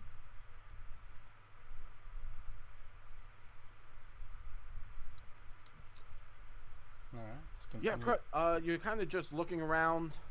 You come this way and you realize it's a school. You're gonna be looking at kind of like it ends at a dead end, and you're like, this is really weird. Why would this be built like this?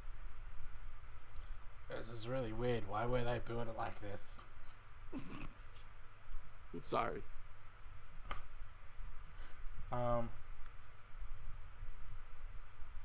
I keep walking further down, I guess. Yep. Keep, So keep going. You kind of, at this point, the party will start to lose sight of Krut as he circles this weird square. Krut, where you are, you can kind of see down the hallway. Now you can start to see some doors. I'll just walk up to the first door. This door is locked. Is it a wooden door? Yeah, it's a wooden door. I'm gonna break the door. Give it a go. Do I just attack It's it with my athletics. sword, or just? I mean, are you like trying to break it with your shoulder, like kind of, muscle it, or you're like, I'm just gonna? I'll muscle it. Yeah, that's just athletics check. Okay.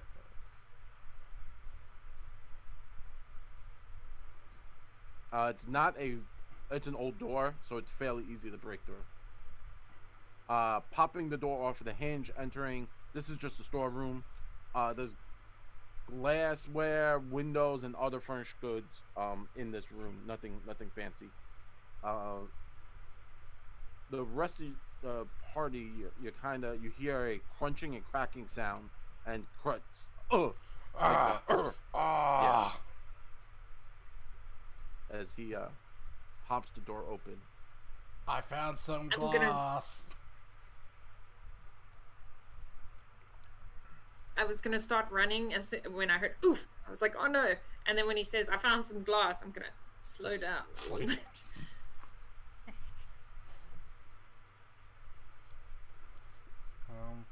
All right, I'll give it a couple of seconds, and then don't see the rest of the guys. I'll proceed to the next door. Sure. This one is actually an iron door. It's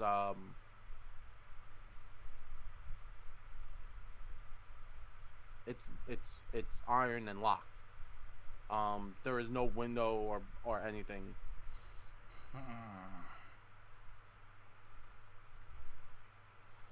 No, I'm just gonna stand there and just wait and just think very intensely, looking at the door until the other fellow party members follow me. What do your keen lizard eyes see, Krut? I see a door. And it's made out of metal. Ah. Perhaps I hear can. hi- Oh, no, go. Can I hear him down this left hallway? Can I go that way if I can hear his voice echoing that way? Yeah, you can. So I can make the assumption. Okay, that's there. So I'll go this way. Yep. I would have followed Rain then, Sure, that's fine. hiding behind her. There you go. Coming down this way, Rain, you can see two more doors and Krut at that end. Is it locked? Or you just what? You can't get it open? I didn't try. We use our words, Krut. I'm just gonna attempt to open the door. Is it locked? I swear, every single time, it's like anyone from his city seems to just constantly get dumber and dumber. Hey, One you be day. nice to him. He's standing right here. He is very dangerous. He saved Give it- us. Give it a shot. Give it a go. All right. Krut. You are true. You are speaking the truth. Yes. He has. Reach for the handle.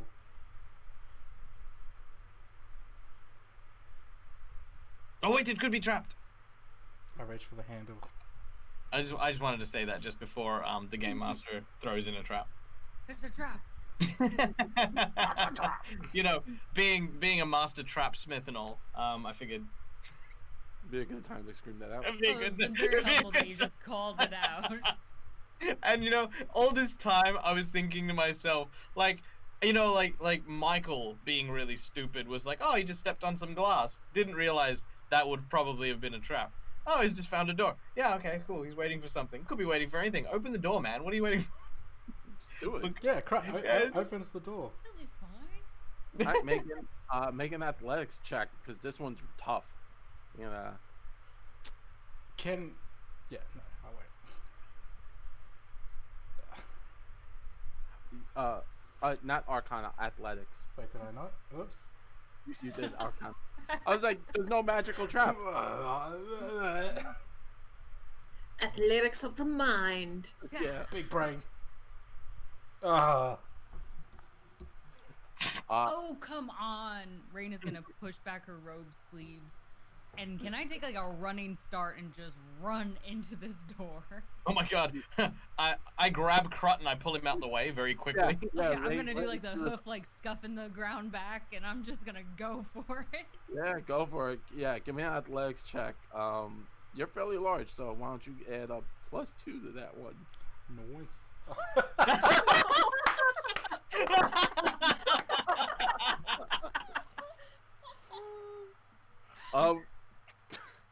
So Rain runs full speed into this metal door, and everyone just this loud doom sound as Rain charges it. The door doesn't budge, but Rain kind of like falls back onto her rump, and it's stunned slightly. You know, seeing the little birdies. That has never happened before. That's amazing. And that is a concussion. Yes. And you do +10 concussion with that one. That's rough. Now, just for flavor, I'm almost tempted to see if Nexen can do it. I was gonna say, yeah. I pull the door. I don't push. Dang it. This whole time. But quickly, what happens is the door Nexen, what you see is the door behind that Rain just ran past opens, and a man kind of steps out and he goes, "What's go?" Oh and it is a half elven man.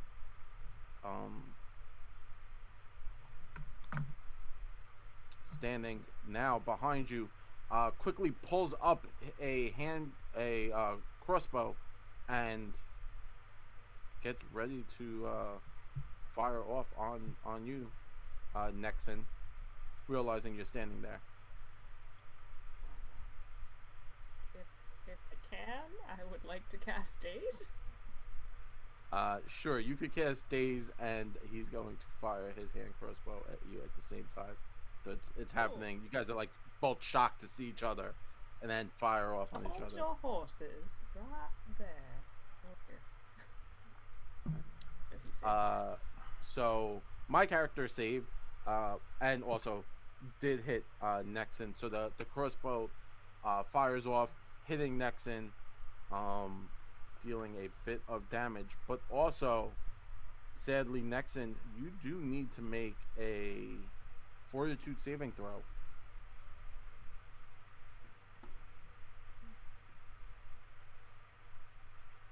You pass. Wonderful. You look down and there's a bolt kind of sticking onto your clothing. It had left a trail of like a black goo, and realizing that it's poisoned, and everyone roll initiative. Like when people stain my clothes. Nice.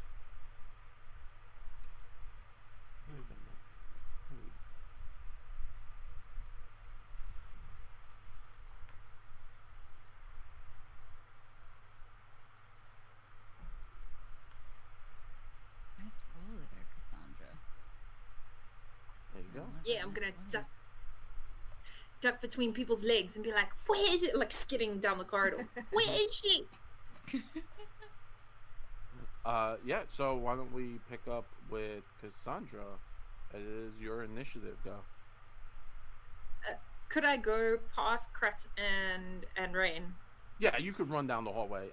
Unless a player says differently, you have free reign.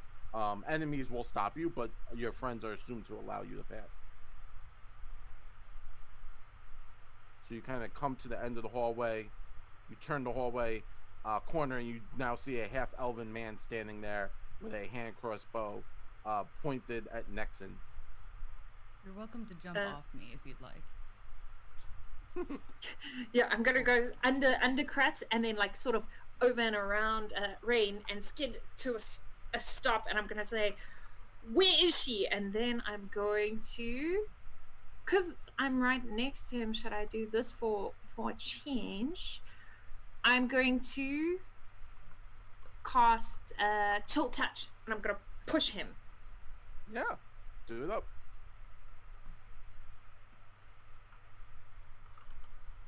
Just getting the combat tracker.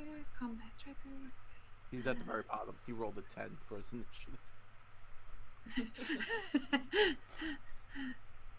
It's because he got Nexen, so you can't have them all. Oh, okay, my attack says...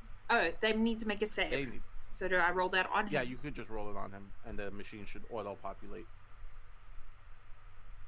So I do save. You'll see it says S, meaning I did succeed. So they save against that spell. So that's kind of your 2 actions, and the Drof, the half-elven man turns and looks at you, Cass, and says, I know all of you. Uh-oh. And it's Krut's turn. Poke my head around the corner, see what's going on. Yep. And I will pass Cass behind this person and attack him from there. Is that possible? Yes, but you're gonna be attacking at a disadvantage because you're kind of in like you're on top of each other. So it's like, is there any chance I could? So you could try, right? So there's an option to push them, right? So you can move and then push them back 5 feet. I will do that. That's an athletics check. So you just roll athletics and hopefully don't roll like we've been doing.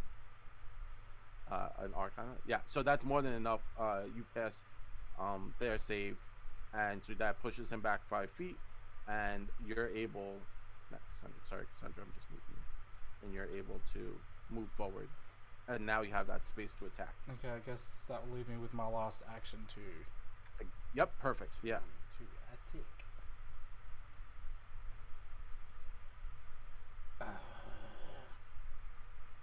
You were doing a lot. So it's okay. You push him back, and the now that you're closer, you can smell a waft of booze coming off of this person. But it is Malvolo's turn. Malvolo, what would you like to do? Okay, so seeing this individual. Oh, well, I don't see this individual because I'm around the corner. But I do hear the sounds of fight going on. Yeah. I'm going to tell Collodi to get around, stop him from escaping. And we'll 5, 10, 15, 20, 25, 30. 5, 10, 15, 20, 25, 30. We'll move to there, and then I'll use the Act Together ability. And move 5, 10, 15 to here. And 5, 10, 15 to here. And that is it.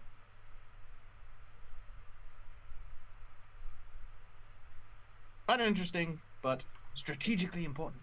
It is. Nexen, it is your go. So now you see again. You have that bolt with that black substance on it. What would you like to do? I will look down at the stain that's now on her clothing. And pull out a needle, and she's going to prick her finger and just say, "Oh, bless your heart," and she is going to cast Phantom Pain on the guy. Ooh. It's a failure. So so that's 2d4 mental damage.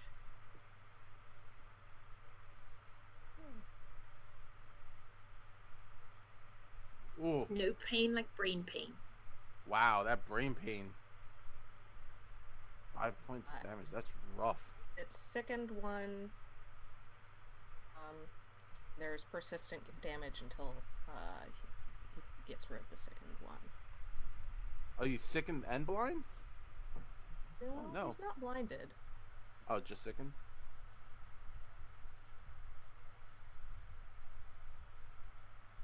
And gonna just duck out of sight.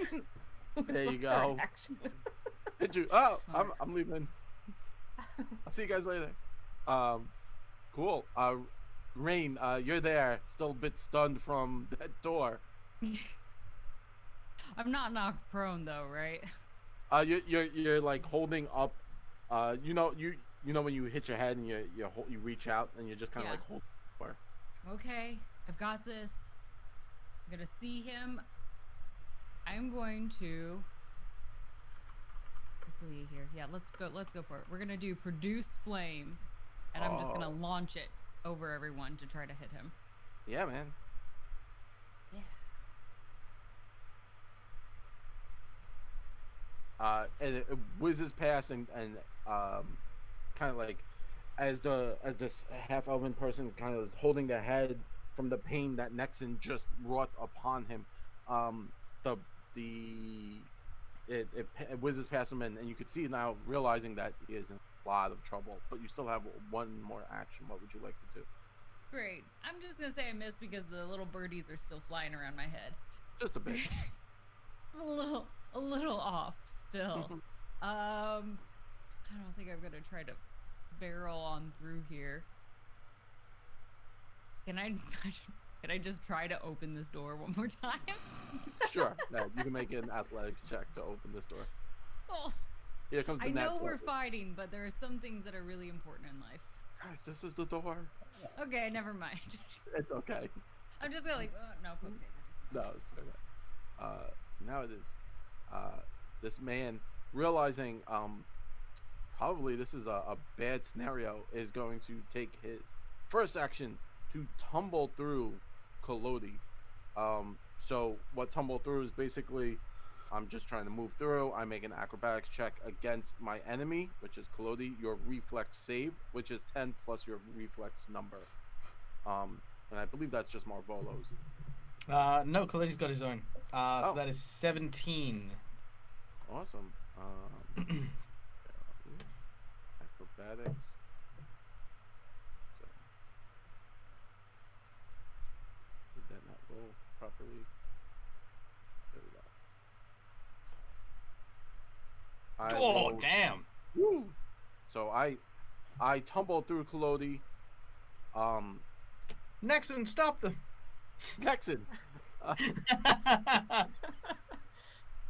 Getting through Collodi, turns the corner, sees Nexen, is going to again try to tumble through Nexen. So this is his, 1, 2. Yep, this is going to be the third action on his turn to see if he could tumble through Nexen. Oh, critical fail. What? Nexen stopped him. Nexen was like, no. He was expecting somebody taller. Just like body checks him, like boom. Oh no. Badass. To be small, but I'm solid. Played Little League rugby. Yeah. That ends his turn. He just stops. That's how tumble through works. So if there's just glad we gets learned that. Top of the round, Kasaundra goes. Okay, I'm going to go with Ye Old Faithful, and I'm gonna Divine Lance him. Lance him. There you go. Lance. Have you met my friend Lance? Say hello to my little friend. Oh, that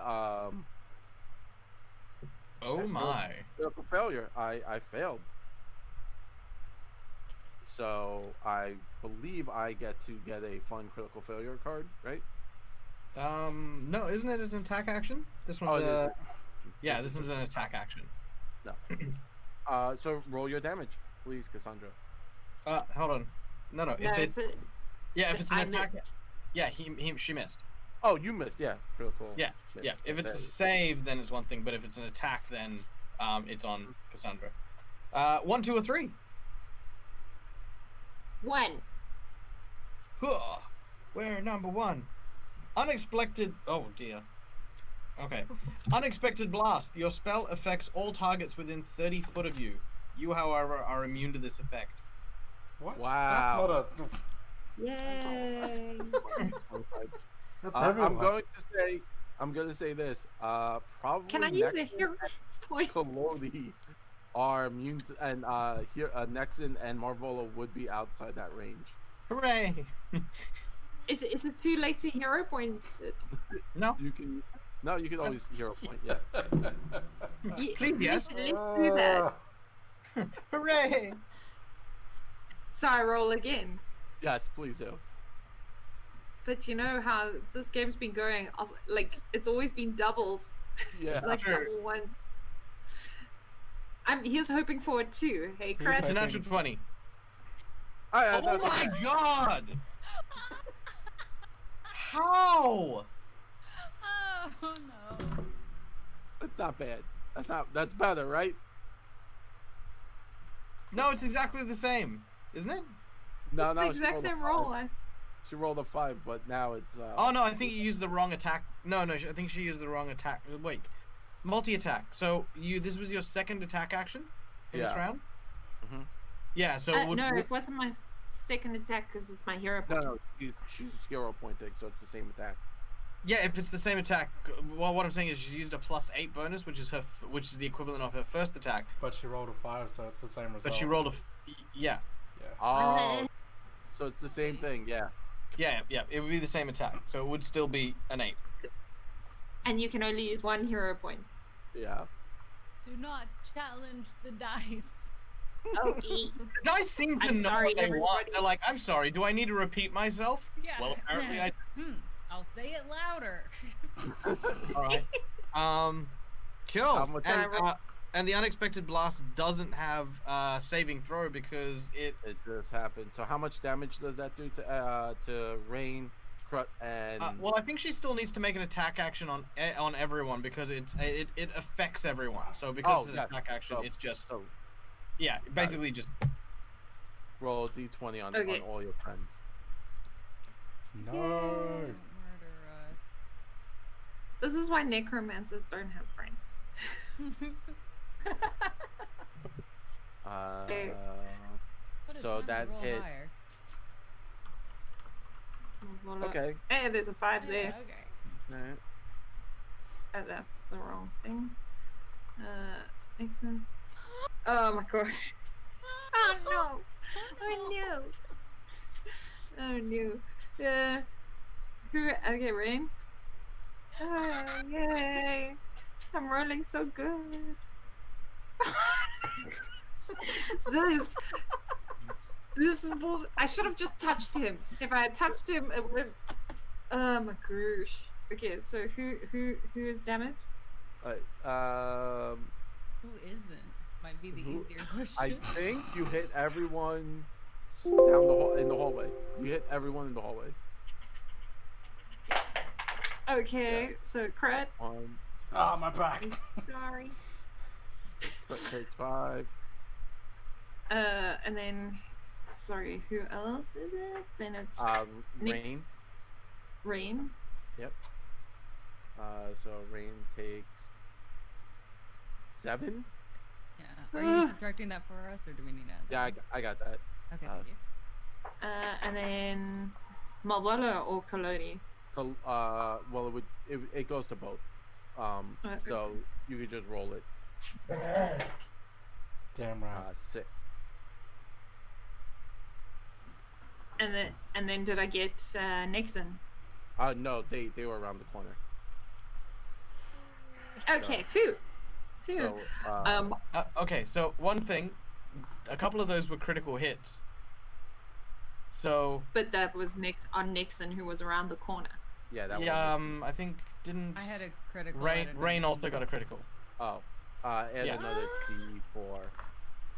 TPK. Um, I don't want TPK. that. but the question is do we do the crit cards for a crit card? No. Oh, No, sorry, no, we do- no, Okay, I was gonna say. Are you I trying think- to murder me? I think that wipes everyone. So for 2 more. Look, I don't. And this is why I'm a necromancer, so I can bring my friends. but where back. was this when we were in a room filled with goblins, right? I know. I can fix it. So I'm just gonna blast it, and as I see the blast goes wild, I'm gonna shout, "Get down!" And I'm gonna just sort of crawl up into a ball and just be, yeah, I'm just gonna look shocked. And at Rain, I'm just gonna look at Rain, and my eyes are gonna start tearing up. And like it's gonna look like all the magic has left my body as I like try and suck the magic back in. Like, no, come back. I really wish I had been able to get through that door. I believe it's 6 now. Malvolo didn't wait for you to say get down. As soon as you went "G,"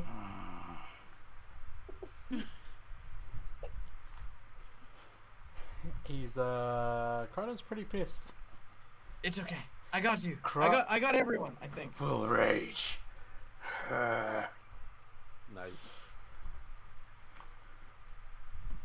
And then I'm just like, move. Collodi just disassembles. And then I'm just gonna charge, and then just lance him, Just charge. lance him with my sword, and hopefully I can shish kebab him into the wall. Okay.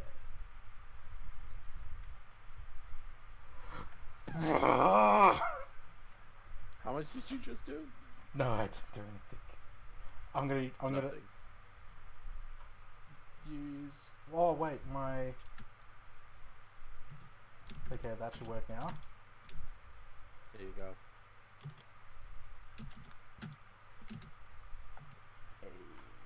Yeah, that hits. Go. Make it happen.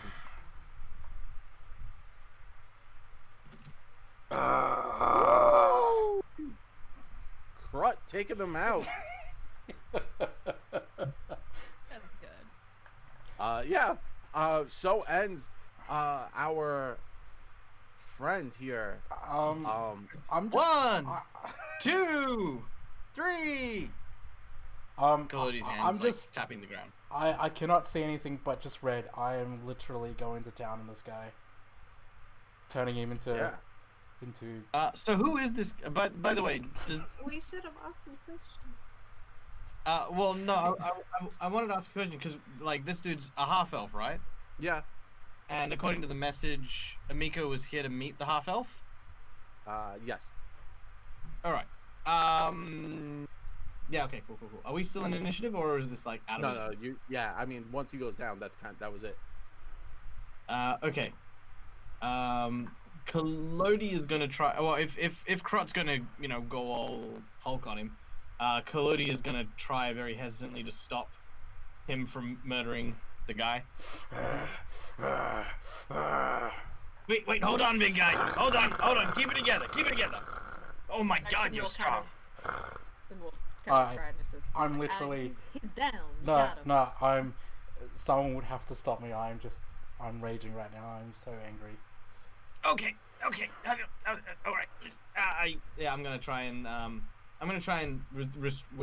restrain Krut. Interesting choice. Yeah. Let's see what happens. Oh, I have little to no help or hope. Yeah. That's a 10. So you're trying to grapple him, but it's stopping Krut from smashing if this guy's face to pulp. So you guys have the lead here. Help, please! Let me I go. cannot hold him. I'm like frothing in the mouth. Try and trying. drag the guy down the hallway. Not well. Yeah. I'm gonna sneaky extend my spell's range, Mhm. and I'm gonna cast Sanctuary on the dude. Okay. Yep. He's unconscious, so he will accept all help. So you don't really have to worry about that. Like them choosing not to accept it. So you cast Sanctuary on him. I am going to have Malvolo stand next to Ranne and use Summon Animal. And I would like to summon a very, very tiny yellow duckling. Sure. A ducky. I would like to summon a very tiny yellow duckling, and I would like to put it on Krut's nose. Okay. Krut, there's a duckling on your nose. It sits on your nose and goes to sleep. I'm just That's adorable. I'm just standing there now, just trying to calm down. Look at the duckling. Look at the duckling. Calm your farm.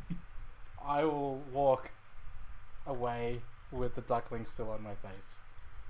That is adorable. And probably Collodi still on your back, trying to hold you back. Yeah. But really hasn't been doing anything. He's He's just hanging on like a backpack. yeah. His legs like whipping around back and forth. Nexen's gonna start going through this guy's pockets and bags and stuff. Rummaging through this person's pockets, you do find a key and different empty bottle of booze that he had, like not a bottle, but a flask jammed into his thing, and he's unconscious on the floor. So you guys have like the upper hand here. I'm gonna toss the key to Ranne. Thank you. Well, maybe this will help. Oh my gosh, it could have been locked. Did I try to unlock the door? Yes, you unlock the door. It does work. What's behind door number 1? Opening the door, inside it's dark, cramped, damp, but a woman is tied up on the floor. Oh, is it Amiko? Do I see her? It is Amiko. Amiko, I'm gonna rush in, get on my knees, and like just kind of bundle her up and just hold her and kind of carry her out to the rest of the group. She may still be all bound up. That's fine. I'm just gonna carry her though. Guys, I found her. Are you okay? She has a gag. She's bound again. Oh, I should probably start with that. Yeah. Taking out the gag, you realize she opens her eyes. One eye is swollen shut. The other one, she opens, looks at you. Her lip is cracked and bleeding. She has scratches all over her body. Ranne? Are you okay? I'm gonna just set her on top of one of the crates and kind of just help start undoing the bandages. It's okay. It's okay. Guys, she's in here. You're gonna be all right. I think we might have something. We're gonna make you all better in just a second, okay? Okay, thank you. Where is that? What's happening? Honey, don't worry about anyone else right now. We're here. You're with us, and we're gonna focus on getting you out of here, all right? Okay. Okay. Just keep nodding. Just be careful, please. Of course. We'll be fine. We'll be fine. Just before Malvolo heads in to go and check on Amiko, Malvolo goes and checks on Kasaundra first. She was like kind of down and distraught. How is Kasaundra looking right now? So I'm just sort of sitting there, and then I just cast Sanctuary, and then I'm sitting there, and I can hear that she's found Amiko, and I'm just saying, I'm so sorry, and I'm just like whispering that, and I'm so sorry.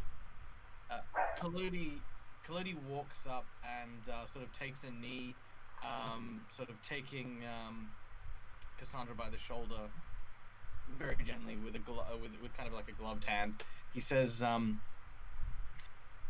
"It's all right. We overcame. You're fine. We're fine. Good to." And then I'm gonna hold him, and I was gonna say, I was gonna cast. And then I whisper it to him, and I'm gonna say, necromancy, so that the next hit was gonna heal her. What kind of messed up world is that? And then I'm just gonna be like, I'm so sorry. It's okay. It's fine. It's fine. You're okay. We're okay. And then I'm gonna look in the room and see that Rain looks quite battered, right? I don't look great. And I'm just gonna look at Rain, and I'm gonna look at Collodi. Well, actually, And- Malvolo has all the injuries.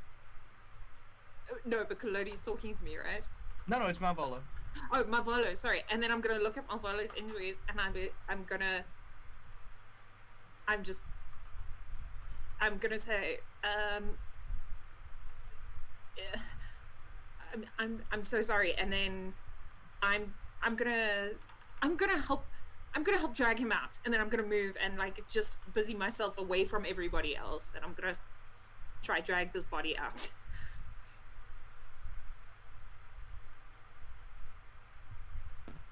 Malvolo will stand up and sort of see that, you know, Kassandra's leaving. He kind of understands where she's coming from. Of all of the different schools of magic, the type that Kasaundra specializes in is so taboo in so many places, as is Collodi's chosen profession of being someone who makes traps and stuff. People often have the same judgment as it's dishonorable, it's immoral, it's disgusting. So he understands what she's feeling and understands that all too well. He Malvolo takes a moment and then turns and goes into the room. He begins first of all by going to Amiko and just, you know, well, first of all, I'm going to smack Rain's hands away and say, stop removing bandages. What's wrong with you? She's injured. And we'll put those bandages back on. Someone's clearly tended to her wounds. So I imagine she's not, you know what I mean? Like, she's not in a dire state, but I will double check to make sure that, you know, they're done properly. Mm-hmm. Before then turning my attention to Rain as well. Amiko is the half-elf. Is this Suto? Yeah, my brother.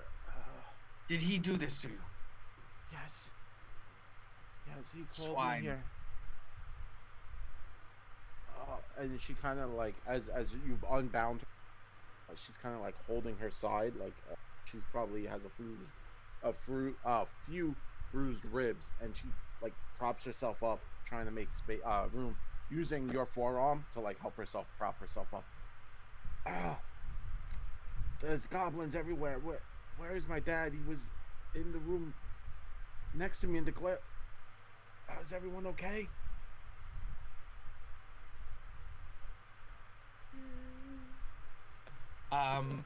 Malvolo shakes his head and looks at Rain. Just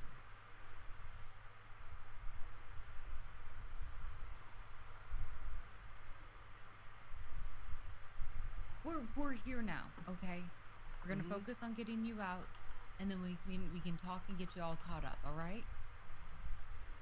Okay, thank you. And she kind of like, she's trying to stand, and she like leans up and she's holding the wall and she's wobbly. No, how about you just lean against me? All right? Don't worry. You don't have to worry about walking up.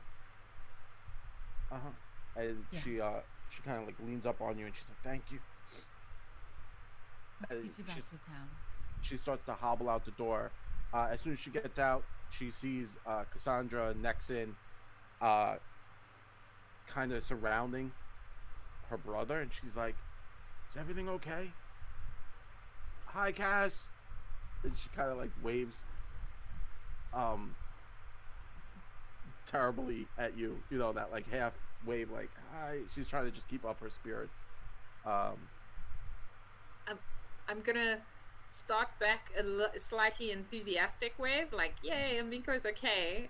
And I'm gonna say, I'm glad to see you're okay. And then as Ranne and Malvolo step into the corridor, I'm gonna be like, okay. And then I'm gonna be like, oh, I must drag this body. Just like hitting the legs. Just be like, okay, we must get him upstairs. And she kind of leans up on Rain and takes Rain's lead. She'll just follow wherever you need her to go. Rain, the room where I guess her brother came out of, the door is open. Yeah. Miko, do you know the quickest way out of here? Yeah, we used to play in here when I was younger. Upstairs, we could probably just go out the side doors. It'd be faster for all of us. Yeah, let's do that. Let's just focus on the side doors. And she's going to look at who Malvolo real quick. We should check the door where he was coming from. See if there's anything else back there.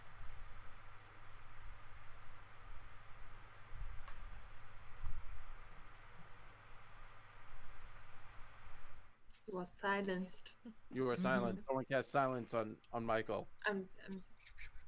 So Rain is going to begin moving Amiko back out towards the door, kind of down this hallway. Yeah, taking kind of like moving her around the whole situation. Yeah. And she's gonna look towards the other and say like, Malvolo and you all just go double check that room real quick, and we're gonna move way upstairs. We're gonna be a little bit slower anyway. So as you pass the door that Krut looked into, Miko kind of like glances in, hoping to see someone, and then kind of just follows up with you as you guys move forward slowly. As we inspect the areas, taking Amiko and Suo to pretty much both the authorities and to a medical professional. Before we leave, Malvolo mentions that it would be wise if we just made sure that there weren't any other goblins lurking around, and we'll just open the other two doors here and see what's down there. So going into Tetsuo's room, you notice that it's a mess. There are bottles of booze all over the place. There's a table with writings and maps all over it. Maps of Sandpoint. The door next to him, as you open it, as everyone down here feels a sudden shiver, and everyone has a like all the hair on your body just stands up, and Malvolo, as you open this door, you feel something itching on your hand, and you look down, and it looks like a symbol, an ancient symbol you haven't seen. It's the symbol of your rune. And is glowing? No, it appears on your skin. It's not glowing. It just kind of raises like a lump. Guys, something is wrong.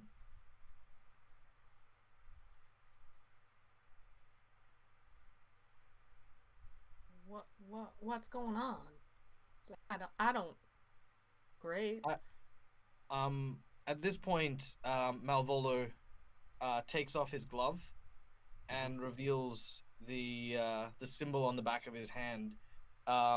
It is a symbol of the Runelord of Sloth.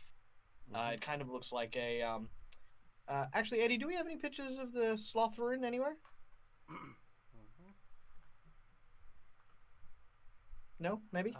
Yes. Give me like. Okay, cool. We'll put one up on the screen. But yeah, it's kind of almost like a guy lying on a bed, and it's kind of, emblazoned on his hand. I don't know what happened. I just suddenly felt a chill. Something came over me and then disappeared. Do any of you have the symbol?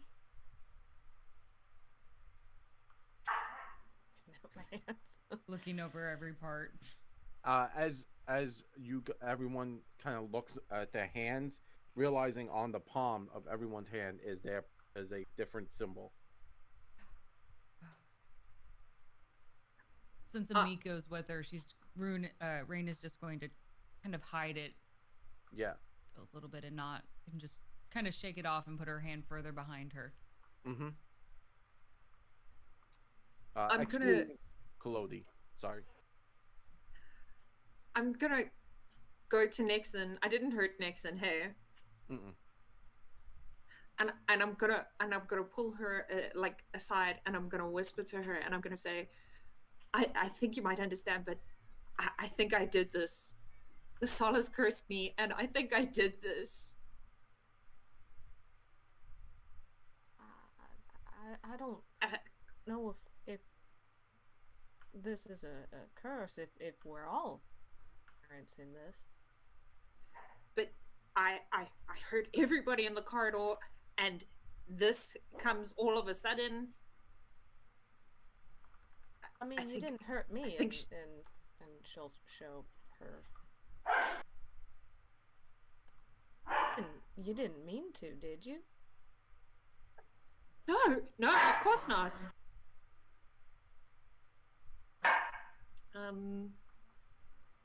Okay, if you don't think so. Well, I mean, I don't know, but it happened when the door was opened. Okay. You know, after thanks, you hit Nexen. us. Thanks, Nexen.